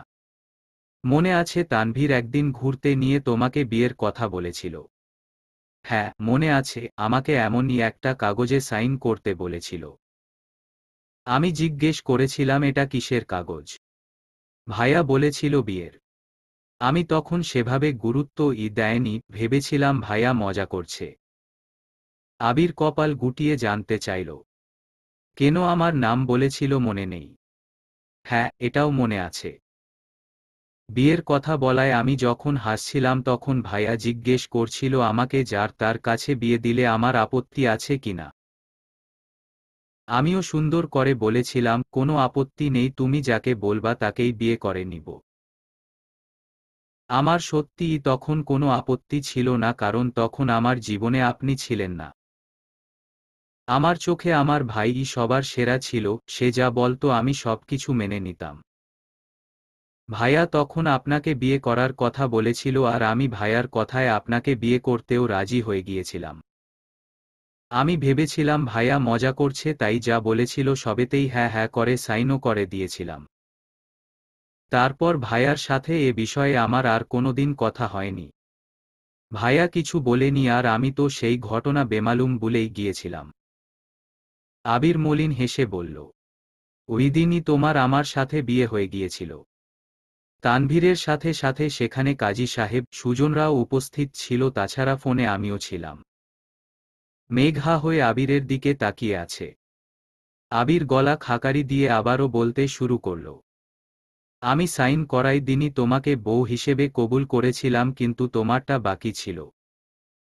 তোমাকে বিস্তারিত বুঝানোর পরিস্থিতি ছিল না, তাই তানভীর যেভাবে পেরেছে ম্যানেজ করেছে। আমার কথা ছিল, যেহেতু তোমার সাথে তখন মানসিক বা শারীরিক কোনো সম্পর্কে আমি জড়াবো না, তাই শুধু আইনি কাজটা সম্পন্ন করে রাখব। বাসায় এসে যেভাবেই হোক তোমাকে পটিয়ে বাসার সবার অনুমতি নিয়ে তোমাকে বিয়ে করব।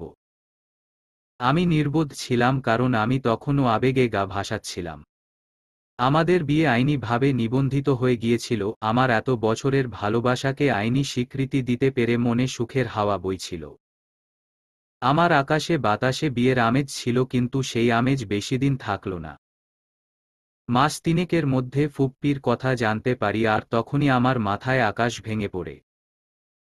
তানভীরের সাথে ঘটে যাওয়া ঘটনায় ভীত হয়ে আমি আইনি স্বীকৃতির জন্য জোরাজোরি করেছিলাম, কিন্তু ফুপ্পির কথা শুনে সম্পূর্ণ নিস্তব্ধ হয়ে গিয়েছিলাম। যেখানে ফুপ্পির প্রেমের সম্পর্ক জেনেও মানেনি, সেখানে আমি কাউকে না জানিয়ে বিয়ে করে ফেলেছি। আমার বিয়েটা কোন লেভেলের অপরাধের কাতারে পড়বে সেটা ভেবেই আঁতকে উঠছিলাম।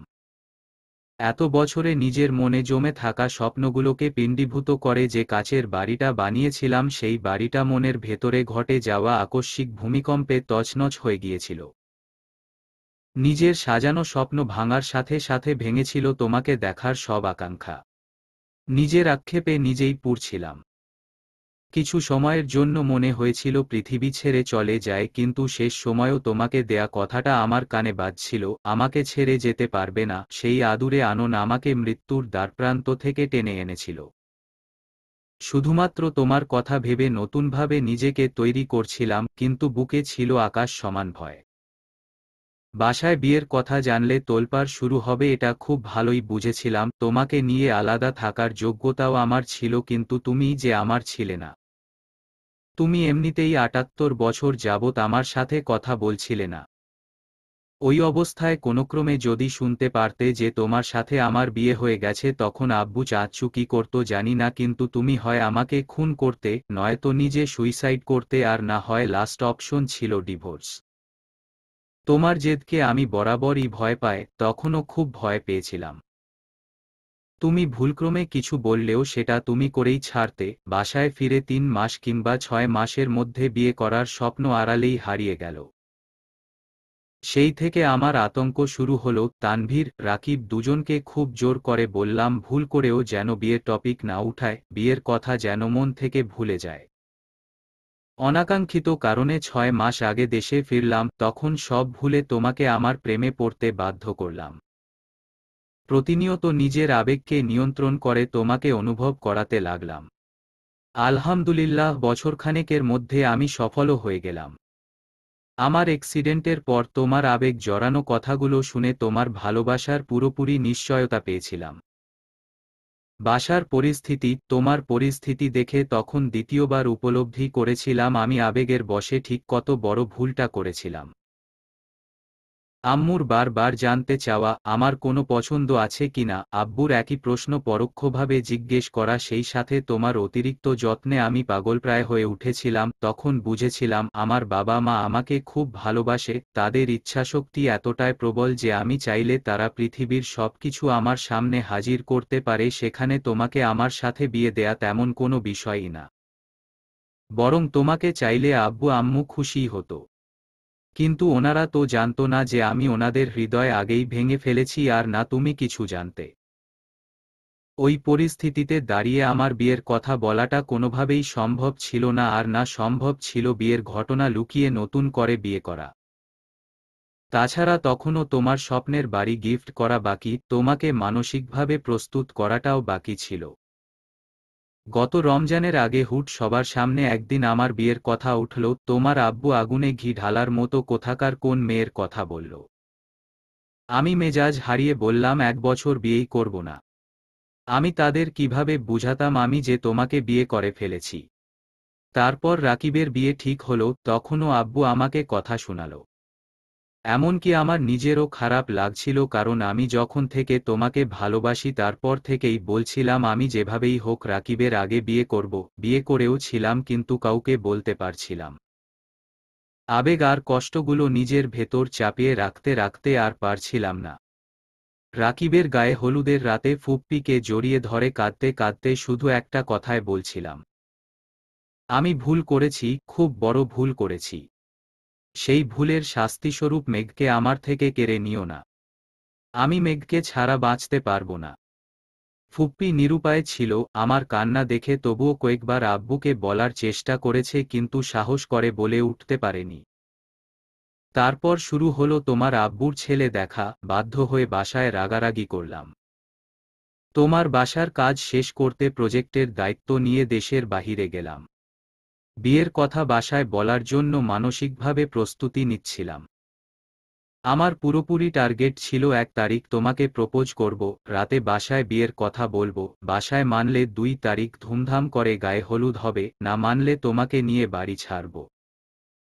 মাঝখান থেকে তুমি 3 দিন আগে প্রপোজ করতে বের হয়ে সবকিছু এলোমেলো করে দিয়েছিলে।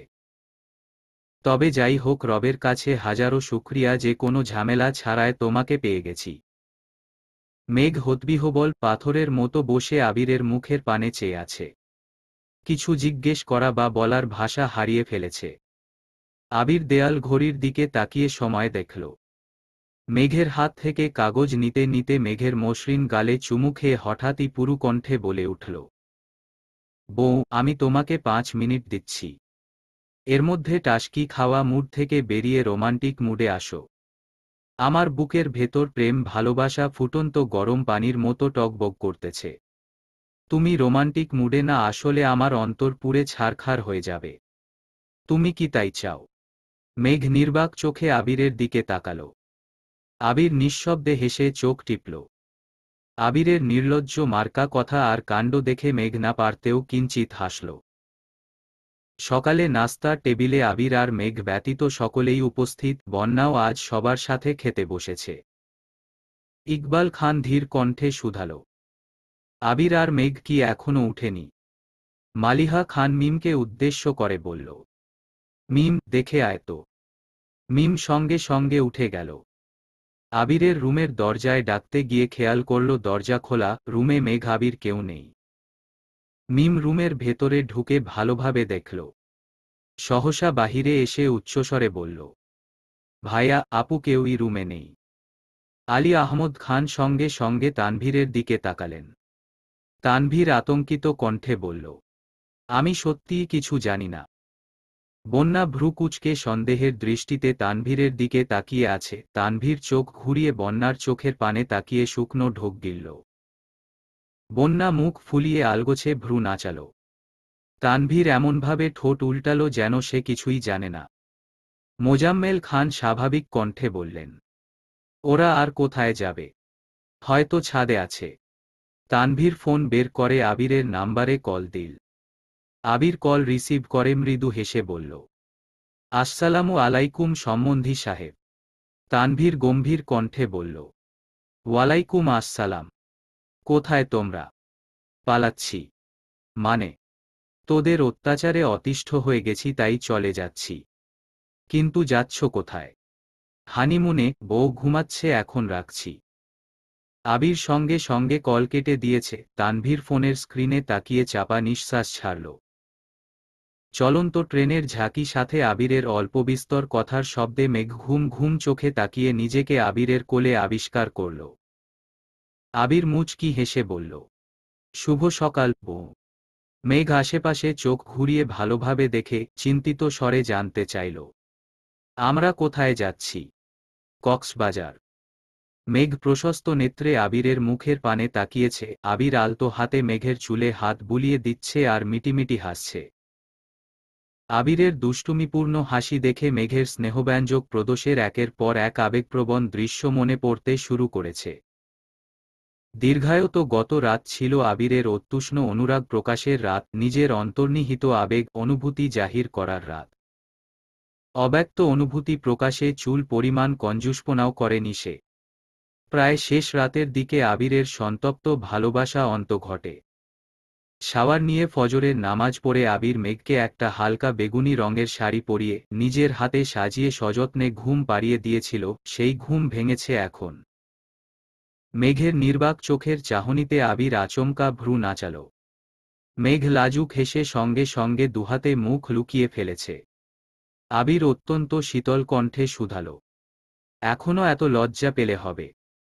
লজ্জায় অসার মেঘ মুখ ফুটে আর কিছুই বলতে পারল না। খান বাড়িতে কিছু সময় নীরবতা চলল। জান্নাত, রিয়া, আইরিন, মিম, বন্যা সবাই একে অপরের মুখের পানে চেয়ে আছে। তানভীর মাথা নিচু করে বসে আছে। আলী আহমদ খান গুরুগম্ভীর কণ্ঠে শুধালেন, ওরা কোথায় যাচ্ছে? তানভীর ধীর কণ্ঠে জবাব দিল, ঘুরতে। আমাদের বললে কি আমরা পাঠাতাম না? এভাবে কাউকে না বলে যাওয়ার কি ছিল? মাহমুদা খান তপ্ত স্বরে বললেন, আমি ভোরবেলা উঠে তো দরজা বন্ধই দেখলাম, ওরা গেল কিভাবে? আলী আহমদ খান সবার দিকে এক পলক তাকিয়ে ভারী কণ্ঠে বললেন, বাসার কেউ না কেউ অবশ্যই জানত। আলী আহমদ খান মুখ ফুলিয়ে শ্বাস ছেড়ে বিড়বিড় করছেন। বাড়িতে এখনো কমবেশি মেহমান আছেন, তার মধ্যে ছেলে আর ছেলের বউ বাড়ি থেকে চলে গেছে, বিষয়টা ওনার ঠিক পছন্দ হচ্ছে না। মোজাম্মেল খান মেকি স্বরে বললেন, ভাইজান কি রাগ করলে নাকি?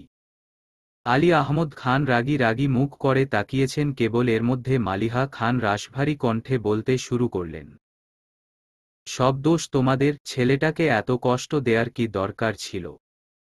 তোমরা যেহেতু সবকিছু আগে থেকেই জানতে, তাহলে এত চ্যালেঞ্জ না নিয়ে আমাদের জানিয়ে সবকিছু মেনে নিলেই হতো। আমার ছেলেটাকে এভাবে না কাঁদালেও পারতে। আলী আহমদ খান হঠাৎই উচ্চ শব্দে হেসে উঠলেন।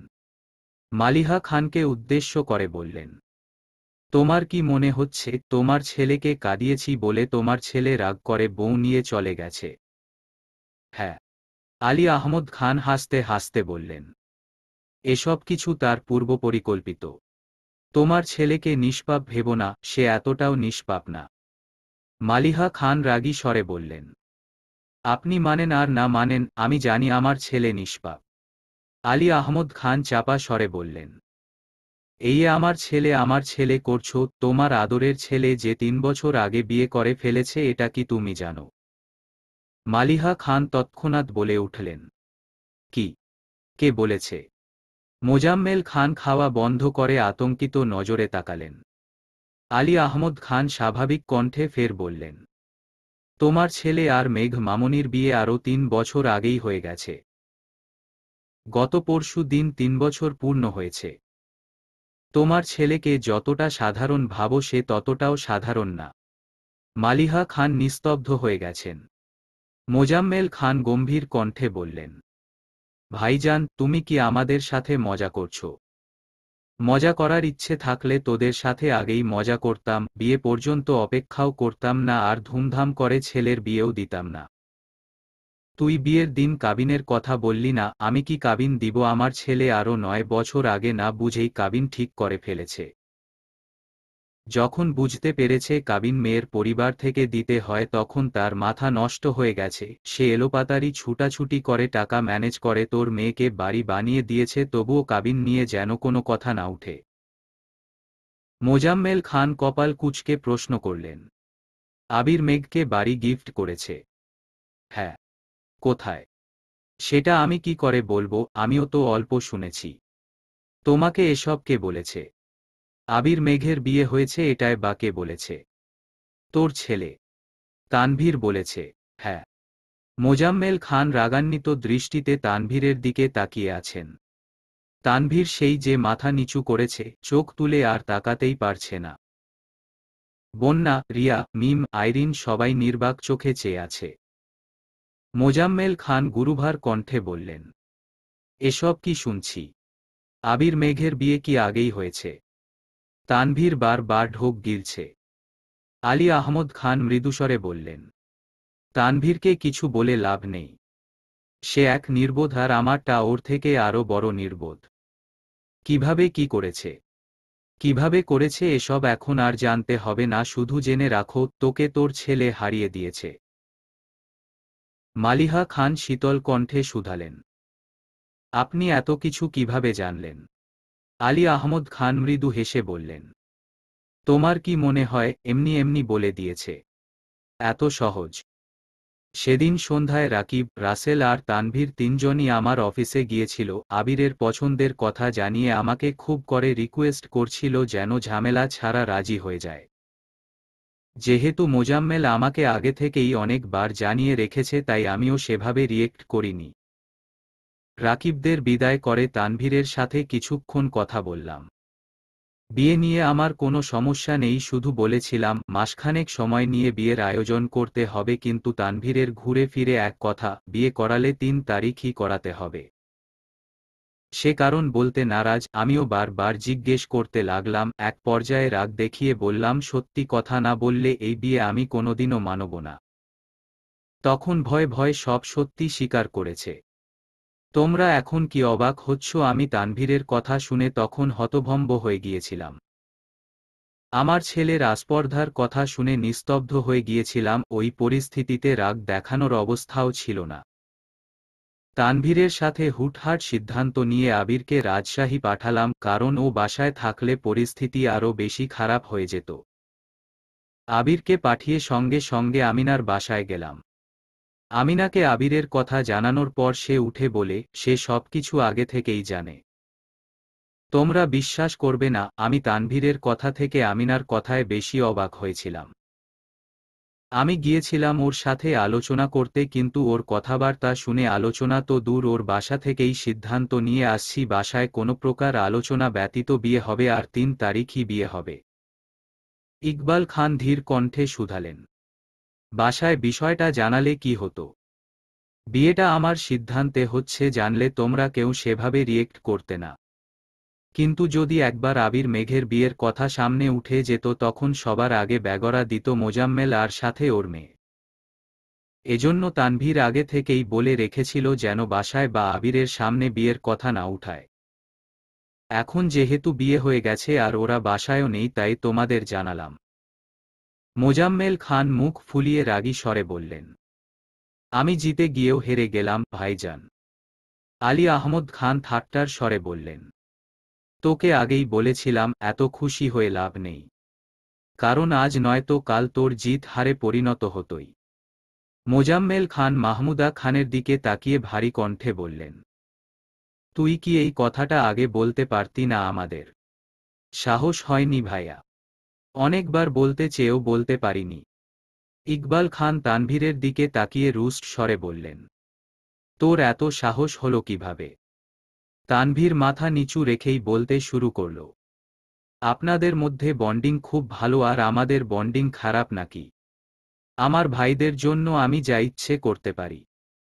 আদি ঠিক কি না বল? আদি এতক্ষণ খাওয়ার তালে ছিল, কে কি বলেছে সেসবে গুরুত্বই দেয়নি। আচমকা তানভীর প্রশ্ন করাই আদি না বুঝে সঙ্গে সঙ্গে বলে উঠল, একদম ঠিক। আলী আহমদ খান মৃদু হাসলেন, তবে মোজাম্মেল খান রাগে ফোঁস ফোঁস করছেন। তানভীর চুপচাপ উঠে গেছে। এমন সময় রাকিব অফিসের জন্য রেডি হয়ে নামছে। কিছুদিন যাবৎ আবির ব্যস্ত থাকায় রাকিবকেই সবটা সামলাতে হচ্ছে। রাকিব নিচে আসতেই আলী আহমদ খান ঘাড় ঘুরিয়ে রাকিবকে দেখে গুরুগম্ভীর কণ্ঠে ডাকলেন, রাকিব এদিকে আসো। জি আঙ্কেল। তোমার বন্ধু কোথায় গেছে? রাকিব নির্দ্বিধায় জবাব দিল, কক্সবাজার। তুমি আগে থেকে জানতে? আগে জানতাম না, বিয়ের দিন রাতে জানতে পেরেছি। বাসার কাউকে জানাওনি কেন? আবির নিষেধ করেছিল। নাস্তা করেছ? জি আঙ্কেল, অফিসে যেতে হবে। ঠিক আছে, যাও। রাকিব রিয়ার দিকে তাকিয়ে মৃদুস্বরে বলল, আমি অফিসে যাচ্ছি, তুমি জান্নাতের সঙ্গে বাসায় চলে যেও। রিয়া শান্ত স্বরে জবাব দিল, আচ্ছা। এত সময়ের মধ্যে বন্যা শুধু নিষ্পলক চোখে তানভীরের দিকে তাকিয়েই ছিল, মুখ ফুটে একটা কথাও বলেনি। বন্যার বোন সকাল থেকে বারবার কল দিচ্ছে। বন্যা খাওয়া দাওয়া শেষ করেই ব্যাগ গুছাতে শুরু করেছে। গত ২-৩ দিন যাবৎ তানভীর বন্যার সাথে আলাদাভাবে কথা বলতে ছটফট করছে, কিন্তু মিম আর আইরিনের জন্য সুযোগই পাচ্ছে না। তানভীর ঘুরে ফিরে মিমের রুমের সামনে দাঁড়িয়েছে। আইরিন সহসা ভ্রু নাচিয়ে মৃদুস্বরে বলল, কি ব্যাপার? এখানে কি চাই? তানভীর স্বাভাবিক কণ্ঠে বলল, বন্যার সাথে আমার একটু কথা আছে। কি কথা? আমাদের বলো। তানভীর আইরিনের মাথায় গাঁটটা দিয়ে গুরুগম্ভীর কণ্ঠে বলল। 3 দিন যাবৎ তোদেরকেই বলতেছি, সামনে থেকে সর এখন। আইরিন ঠোঁট বেঁকিয়ে বিড়বিড় করে বলল। এত অধিকার দেখাচ্ছ কেন? তুমিও কি গোপনে বিয়ে করে ফেলেছ নাকি? তানভীর মৃদু হেসে বলল। ভাবছি। তানভীর রুমে ঢুকতেই বন্যা আর চোখে তাকাল। তানভীর মলিন হেসে বলল। তোমার সাথে কিছু কথা আছে। বন্যা গম্ভীর কণ্ঠে জানাল। বাসা থেকে কল দিচ্ছে, আমাকে যেতে হবে। সে না হয় দিয়ে আসলাম, কিন্তু তোমার সাথে কথাগুলো বলা প্রয়োজন। বন্যা ক্রোধিত কণ্ঠে বলল।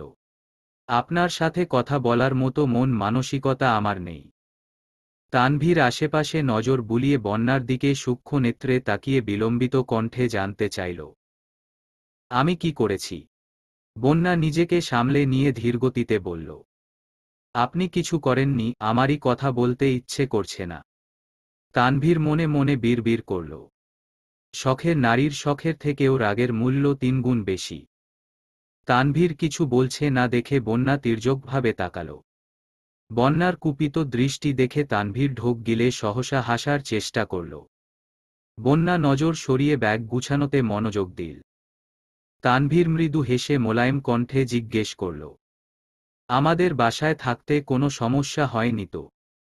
বন্যা মুখ ফুলিয়ে ভারী নিঃশ্বাস ছাড়ল। মিম রুমে এসে ধপ করে বিছানার উপর বসে শক্ত কণ্ঠে বলল। আমার খুব সমস্যা হচ্ছে।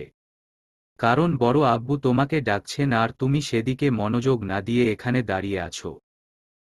তানভীর চমকে উঠে বলল। সর্বনাশ। সর্বনাশ এখনো হয়নি, কিন্তু তোমাকে এই রুমে পেলে নির্ঘাত কিছু একটা হবে। তানভীর চটজলদি দ্রুত পায়ে দরজা পর্যন্ত গিয়ে আবারও থামল। বন্যার দিকে না তাকিয়ে স্বাভাবিক কণ্ঠে ফের বলল। তুমি রেডি হয়ে আসো, আমি নিচে অপেক্ষা করছি। বন্যা গম্ভীর গলায় জানাল। আমি একাই যেতে পারব।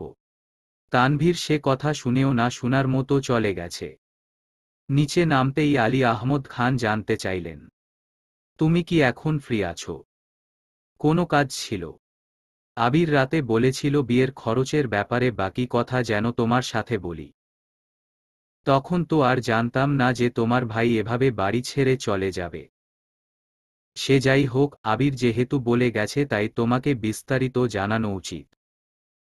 তানভীর হালকা করে কেশে শীতল কণ্ঠে বলল। শুনলাম বনুর ফ্রেন্ড বাসায় চলে যাবে। আমি কি তাকে বাসা পর্যন্ত দিয়ে আসব? আকলিমা খান চাপা স্বরে জিজ্ঞেস করলেন। বন্যা কি এখনই চলে যাবে? তাই তো শুনলাম। আকলিমা খান সঙ্গে সঙ্গে হালিমা খানের রুমে চলে গেছেন।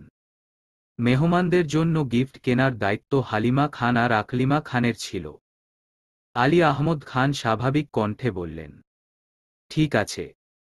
তাকে বাসা পর্যন্ত আগে দিয়ে আসো, পরে না হয় আলোচনা করা যাবে। আর হ্যাঁ, সাকিবকেও সাথে নিয়ে যেও। জি আচ্ছা। তানভীর আর সাকিব বাসার বাহিরে দাঁড়িয়ে নিজেদের মতো কথা বলছে।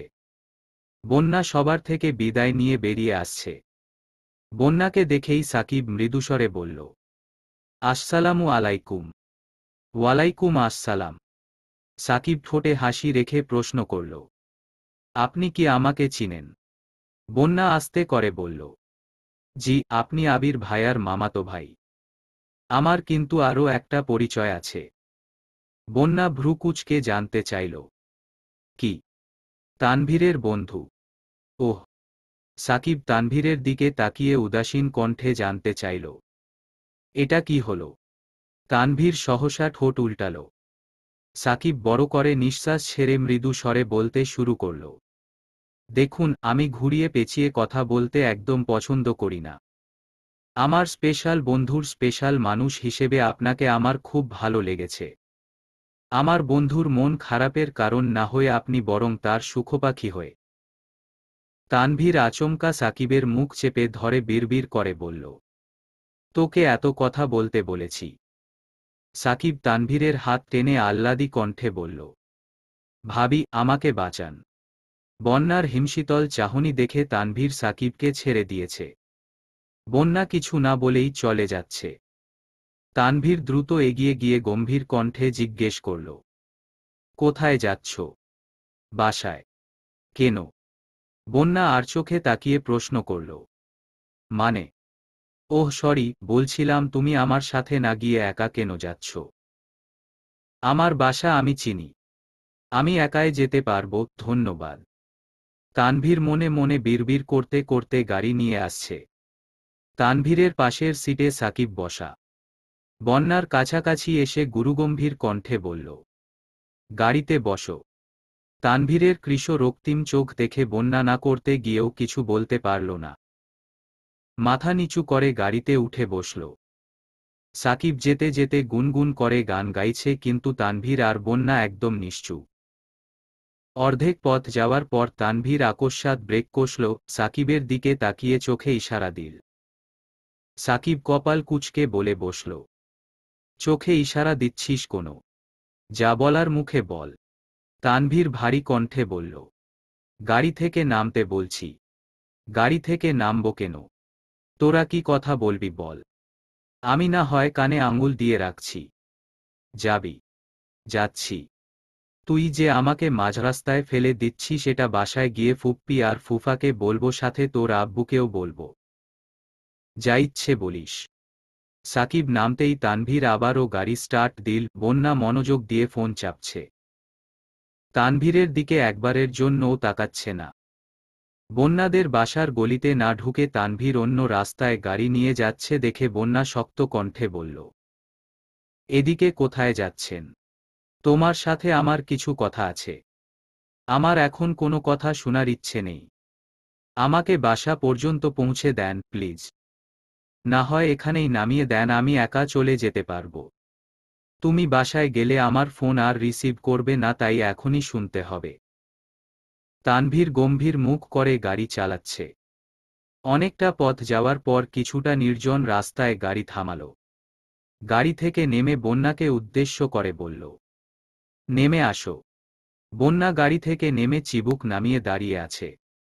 তানভীর শান্ত কণ্ঠে বলতে শুরু করল, আমি জানি তুমি আমার উপর রেগে আছো, তবুও বলছি মাথা ঠান্ডা করে আমার কথাগুলো একটু শুনো। মন আর মোহনার সম্পর্ক অনেক গভীর। মনের আকস্মিক পরিবর্তন একটা মানুষকে মানসিক আর শারীরিক দুদিকেই অকেজো করে দিতে সক্ষম। প্রতিনিয়ত রং বদলানোর এই পৃথিবীতে আহত মন নিয়ে বেঁচে থাকা বড্ড দায়। তবুও আমাদের নতুন করে স্বপ্ন দেখতে হয়, মনের ভেতর বেঁচে থাকার নতুন উদ্যম জাগাতে হয়, কারণ আমরা কোনো না কোনোভাবে কারো না কারো কাছে না চাইতেন বন্দী হয়ে যায়। ভাইয়াকে আমি কেবল একবার মুখ ফসকে মজা করে বলেছিলাম, তোমার বনুর প্রতি এখন যতটা আবেগ আছে সেটা যদি পরবর্তীতে না থাকে, তখন যদি তোমার মনে হয় বনু শুধু তোমার অবুঝ মনের বিবশ বাসনা ছিল। আমার ছেলেমানুষি কথাগুলো ভাইয়ার কাছে এতটা গুরুত্বপূর্ণ হয়ে যাবে আমি কোনোদিন কল্পনাও করতে পারিনি। এত রিকোয়েস্ট করেও ভাইয়াকে থামাতে পারিনি। ওই পরিস্থিতিতে আমি না পারছিলাম বাসায় কিছু জানাতে আর না পারছিলাম ভাইয়াকে আটকাতে। বাধ্য হয়ে চুপচাপ সবকিছু মেনে নিয়েছিলাম। সেই ঘটনার পর থেকে আমার মাথায় সর্বক্ষণ একটা অজ্ঞাত দুশ্চিন্তা ঘুরপাক খেত, তবে ভাইয়া বরাবরই নিজের জায়গায় অক্লিষ্ট ছিল। প্রথম দিকে বনুর ব্যাপারে আমার সাথে কথা বলতে ইতস্ততা বোধ করলেও বিয়ের পর ভাইয়া সম্পূর্ণ বদলে গিয়েছিল। আমি এমন একটা মানুষ যে ভাইয়ার পাগলামির চরম মাত্রা যেমন দেখেছি তেমনি ভাইয়ার অবাধ ধৈর্যের অন্তও দেখেছি। 12,000 কিলোমিটার দূরে থেকেও একটা মানুষ আরেকটা মানুষকে ঠিক কতটা ভালোবাসতে পারে এটা ভাইয়াকে না দেখলে হয়তো আমি বিশ্বাসই করতাম না। একটা সময় পর্যন্ত আমি খুব ভয় পেতাম, ভাই হয়ে একমাত্র বোনের ব্যাপারে এত বড় সিদ্ধান্ত একা নিয়েছি বলে নিজেকে নিজে খুব দোষারোপ করতাম। কিন্তু এখন আমি গর্ব করে বলতে পারি আমি আমার বোনের জন্য বেস্ট সিদ্ধান্তটাই নিয়েছিলাম। হয়তো ভাইয়ার বিয়ে করার সময়টা ভুল ছিল, কিন্তু নিয়তে কোনো ভুল ছিল না। ভাইয়া বনুকে সবসময় বউয়ের মর্যাদায় দিয়ে এসেছে। বন্যা, তুমি বিশ্বাস করবে না ভাইয়া কত রাত নির্ঘুম কাটিয়েছে, কত রাত বনুর জন্য সীমাহীন কেঁদেছে। বাসায় ফিরে প্রথম প্রথম বনুর চোখের দিকে তাকাতে পারত না, বনুর সাথে 2 মিনিট ভালোভাবে কথা পর্যন্ত বলতে পারত না। ওই পরিস্থিতি থেকে নিজেকে সামলে স্বাভাবিক জীবনে এসেছে, নিজেকে প্রতিষ্ঠিত করার জন্য অদৃশ্য জেদকে কাজে লাগিয়েছে। এই সবকিছু তো ভাইয়া করল, কিন্তু আমি আমার ভাইয়ের জন্য কি করলাম? উত্তর ছিল কিছুই না। তাই সিদ্ধান্ত নিয়েছিলাম আব্বু আর বড় আব্বু দুজনকে যা বলার আমিই বলবো। রাকিব ভাইয়াকে জানানোর পর রাকিব ভাইয়া বলেছেন ওনারাও আমার সাথে থাকবেন। গেলাম বড় আব্বুর অফিসে, কিন্তু ভাগ্যক্রমে শুধু বড় আব্বুকেই পেয়েছিলাম। সাহসের অভাবে প্রথম দিকে বিয়ের বিষয়টা মুখ পর্যন্ত এনেও বলতে পারছিলাম না। বড় আব্বু বোধহয় কিছুটা আন্দাজ করতে পেরেছিলেন, তাই রাকিব ভাইয়াদের পাঠিয়ে আমার সাথে আলাদাভাবে কথা শুরু করেছিলেন। খুব সহজে কৌশলে আমার থেকে সবকিছু জেনেও নিয়েছিলেন। আমিও সেদিন কোনো কিছু বলতে দ্বিধাবোধ করিনি।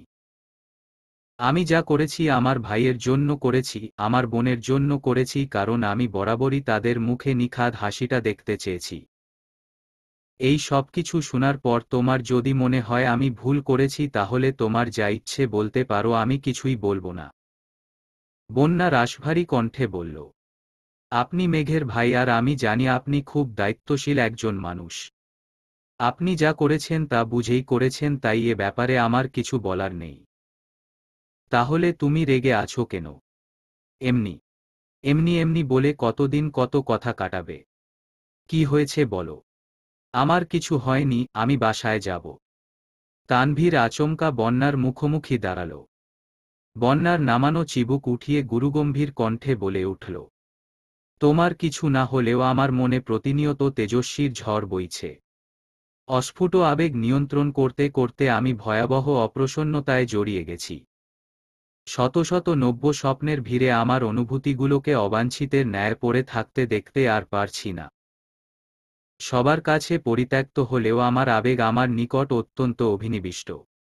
অনেক সহ্য করেছি, আর সম্ভব হচ্ছে না। বন্যা, আমি। বন্যা অতর্কিতে কয়েক পা পিছিয়ে গেল।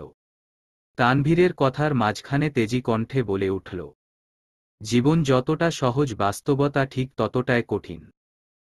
আবেগের তাড়নায় নেয়া সিদ্ধান্তগুলো অগভীর মানুষের মতোই ক্ষণস্থায়ী। হৃদয়ের অপাবৃত আত্মতা কিংবা একরাশ মুগ্ধতা চাই না আমি, মুখোশধারী মানুষদের ভিড়ে নিজের অস্তিত্বকে হারাতেও চাই না। এত উচ্চাকাঙ্ক্ষী জীবন চাই না আমি, যেই জীবনে আকাঙ্ক্ষার পরিসমাপ্তি ঘটার সঙ্গে সঙ্গে আমার মনটাও তিক্ততায় ছেয়ে যাবে। আমি বাস্তবতাকে আঁকড়ে ধরে বাঁচতে চাই, অতি সাধারণ একটা জীবন চাই। আপনার আবেগ অনুভূতিকে অবজ্ঞা করার সাধ্য আমার নেই, তাই ভালো হয় যদি আপনি আমাকে কোনো কিছু না জানান। তানভীর নির্বাক চোখে চেয়ে আছে। বন্যার মুখের কাঠখোট্টা কথাতে তানভীর বাকরুদ্ধ হয়ে গেছে। হৃদয় অঙ্গনের উথালপাতাল ঢেউয়ে শ্বাস এলোমেলো হয়ে যাচ্ছে, সর্বশক্তি দিয়ে নিজেকে ধাতস্থ করার চেষ্টা করল। বন্যার দিকে তাকিয়ে কাঠোকাঠ গলায় বলল, তুমি মেয়ে ভীষণ নির্দয়া, যতটা সুকৌশলে আমার অনুভূতিগুলোকে উপেক্ষা করলে ততটা কৌশল আমার নিপাতেও প্রয়োজন হতো না। বন্যা দীর্ঘ নিঃশ্বাস ছেড়ে ফের বলতে শুরু করল, আমাদের মধ্যবিত্ত পরিবার, তাই স্বপ্নগুলোও আমাদের মতোই মধ্যবিত্ত। আপনাদের মতো অনাবশ্যক চিন্তা ভাবনা কখনোই করি না আমরা। বিলাসবহুল জীবনযাপন আমাদের নিকট কেবলই দুঃস্বপ্ন, ঘুম ভাঙলে যার অস্তিত্ব মস্তিষ্কে থাকবে না। আমার আব্বু একা চাকরি করে আমাদের 3 ভাই বোনকে অনেক কষ্টে বড় করেছেন। আব্বুর কষ্টের প্রতিদানরূপ আমরা কি দিতে পেরেছি? উত্তরটা আপনারই মতো, কিছুই না। আপু অনেক চেষ্টার পর একটা জব পেয়েছে। আব্বু আপুর জন্য পাত্র খুঁজছে যার বিশেষ কিছু গুণাবলী থাকা আবশ্যক, তার মধ্যে মন মানসিকতার সাথে সরকারি চাকরিটাও গুরুত্বপূর্ণ ভূমিকা পালন করছে। আপনাদের পরিবারের মতো আমাদের পরিবার কখনো ছিল না, আর হবেও না। আপনাদের বাসায় আবির ভাইয়ার যোগ্যতার থেকেও ভালোবাসাকে বেশি গুরুত্ব দেয়া হয়েছে। আজ আবির ভাইয়া বেকার থাকলেও পরিবার ঠিকই সাপোর্ট করত, কিন্তু আমার পরিবার এমন কিছুই করবে না। কারণ একটাই, আমরা মধ্যবিত্ত। আমরা আবেগে গা ভাসাতে চাইলেও বাস্তবতা আমাদের ভুলগুলো চোখে আঙুল দিয়ে দেখিয়ে দেয়। আমি অপ্রকাশিতভাবে হলেও আব্বুর কাছে প্রতিজ্ঞাবদ্ধ। আপনার লাইফস্টাইল আপনাদের কাছে খুব স্বাভাবিক হলেও আমাদের কাছে, বিশেষ করে আব্বুর কাছে, খুব অস্বাভাবিক। আমি বাস্তবতা ভুলে আবেগের কাছে বন্দী হতে পারব না। আমি কি বলতে চাচ্ছি আশা করি আপনি বুঝবেন। তানভীরের অন্তর সহ বিস্ফোরিত দুচোখ ভেতরে ভেতরে জ্বলছে। মানুষের হৃদয়ে খুব ফুরবল, প্রিয় মানুষের অতি সামান্য কথাতেও হৃদয় ভেঙে চূর্ণবিচূর্ণ হয়ে যায়। বন্যার কথায় তানভীরের হৃদয় নিঙ্গরান ব্যথাগুলো ভেতরটাকে বড্ড পোড়াচ্ছে, মনের ভেতর উদ্দীপ্ত প্রেমানুভূতি অচিরেই পুড়ে উধাত্ত ছাই হয়ে গেছে। তানভীর চোখ ভরা ব্যগ্রতা আড়াল করে চুপচাপ গাড়ি স্টার্ট দিল। বন্যা ত্রস্ত পায়ে এগিয়ে গাড়িতে বসল। বাকি রাস্তা কেউ কারো সাথে একটা কথাও বলেনি। অন্যান্য দিন বন্যাকে বাসার সামনে নামিয়ে তানভীর কিছুক্ষণ অপেক্ষা করে, তবে আজ সেটাও করেনি। মোখলেস মিয়ার সাথে দেখা পর্যন্ত করেনি। 10 থেকে 11 ঘন্টার জার্নি শেষে আবির আর মেঘ কক্সবাজার পৌঁছেছে। সমুদ্রের কাছাকাছি একটা রিসোর্ট আগে থেকেই বুকিং দেয়া ছিল, সেখানেই উঠেছে। আবির কোনোরকমে ফ্রেশ হয়েই লম্বা ঘুম দিয়েছে। গত এক সপ্তাহের ছুটাছুটি, অতিরিক্ত দুশ্চিন্তা, নির্ঘুম রাত কাটাতে কাটাতে আবির ক্লান্ত হয়ে গেছে। মেঘও ঘুমিয়েছিল, তবে ঘণ্টাখানেক পরেই মেঘের ঘুম ভেঙে গেছে। অর্ধ ঘুমে থেকেই পেটের উপর আবিরের শক্ত হাতের কোমল স্পর্শ অনুভব করতে পারছিল। মেঘ আর চোখে আবিরকে এক পলক দেখে আবিরের হাতটা পেটের উপর থেকে সরিয়ে ওয়াশরুমে চলে গেছে। হাতমুখ ধুয়ে রুমে আসতেই নজর আটকায় আবিরের পরিশ্রান্ত আদলে। মেঘ অবাক চোখে আবিরের দিকে চেয়ে আছে। পুরুষের কখনো রূপের প্রয়োজন হয় না, শুধু প্রয়োজন হয় মায়ার। মেঘ আবিরের মায়ায় জড়িয়ে গেছে, যে মায়া আমৃত্যু কাটাতে পারবে না। আবির নামক শখের পুরুষ এখন একান্ত মেঘের হয়ে গেছে, যে পুরুষে অন্য কোনো নারীর অস্তিত্ব নেই। আবিরের মায়াবী আদলে স্থির দৃষ্টিতে চেয়ে আছে, মেঘের রন্ধ্রে রন্ধ্রে প্রেমানুভূতি জাগ্রত হচ্ছে। শেষ বিকেলের অনুজ্জ্বল আলোতে আবিরের মায়াময় আদল দেখে মেঘ নতুন করে আবিরের প্রেমে পড়ছে। সমুদ্রের গর্জন কানে বাজতেই মেঘ গুটি গুটি পায়ে বারান্দায় গেল। রিসোর্টটা খুব বেশি দূরে না হওয়ার সমুদ্রের উত্তাল ঢেউগুলো স্পষ্ট দেখা যাচ্ছে। মেঘ জীবনে প্রথমবারের মতো কক্সবাজার এসেছে, বাসায় অনেকবার বলেও কখনোই সেভাবে কাউকে রাজি করাতে পারেনি। মেঘ কিছুক্ষণ সমুদ্রের ঢেউ আর গর্জন শুনে পুনরায় রুমে আসছে। আবির তখনও গভীর ঘুমে নিমগ্ন, কি করবে বুঝতে না পেরে মেঘ বিছানার পাশে বসল। আবিরের উন্মুক্ত শরীর, গলার কিছুটা নিচে কালো তিলটা জ্বলজ্বল করছে। মেঘ কিছুক্ষণ মুগ্ধ চোখে চেয়ে থেকে আচমকা সদাশয় হাসল, হাসির সাথে লজ্জা আড়াল করতে সহসা দুহাতে মুখ লুকিয়ে ফেলেছে। কয়েক সেকেন্ড সময় নিয়ে ধীরগতিতে নিঃশ্বাস ছেড়ে দু আঙুলের ফাঁক দিয়ে আবারও আবিরকে দেখতে লাগল। আবিরের মতো মেঘেরও আজ বলতে ইচ্ছে করছে, আমার মনের রাজকুমার আজ আমার হৃদয়ে স্ফুরিত উত্তাপ ছড়াচ্ছে। আবির ঘুমের মধ্যেই পাশে হাত রেখে মেঘের উপস্থিতি বুঝার চেষ্টা করছে। 2-3 বার হাত রেখে মেঘকে না পেয়ে ঘুমের মধ্যেই কপাল কুঁচকে নিভু নিভু চোখে তাকাল। মেঘের ঠোঁটের কুহকি হাসি দেখে আবির আনমনে হেসে উঠল। আবিরের হাসি দেখেই মেঘ থতমত খেয়ে বিছানার পাশ থেকে উঠে যেতে চাইল। আবির আচমকা এক টানে মেঘকে নিজের সাথে জড়িয়ে নিল।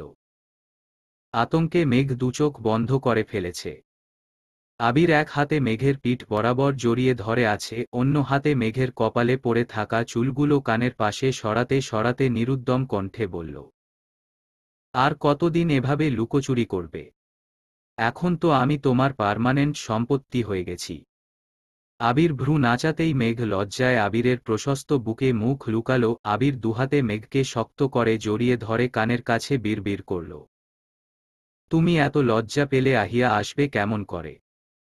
মেঘ কর্কশ কণ্ঠে বলল, ঈষৎ ছাড়ুন আমাকে।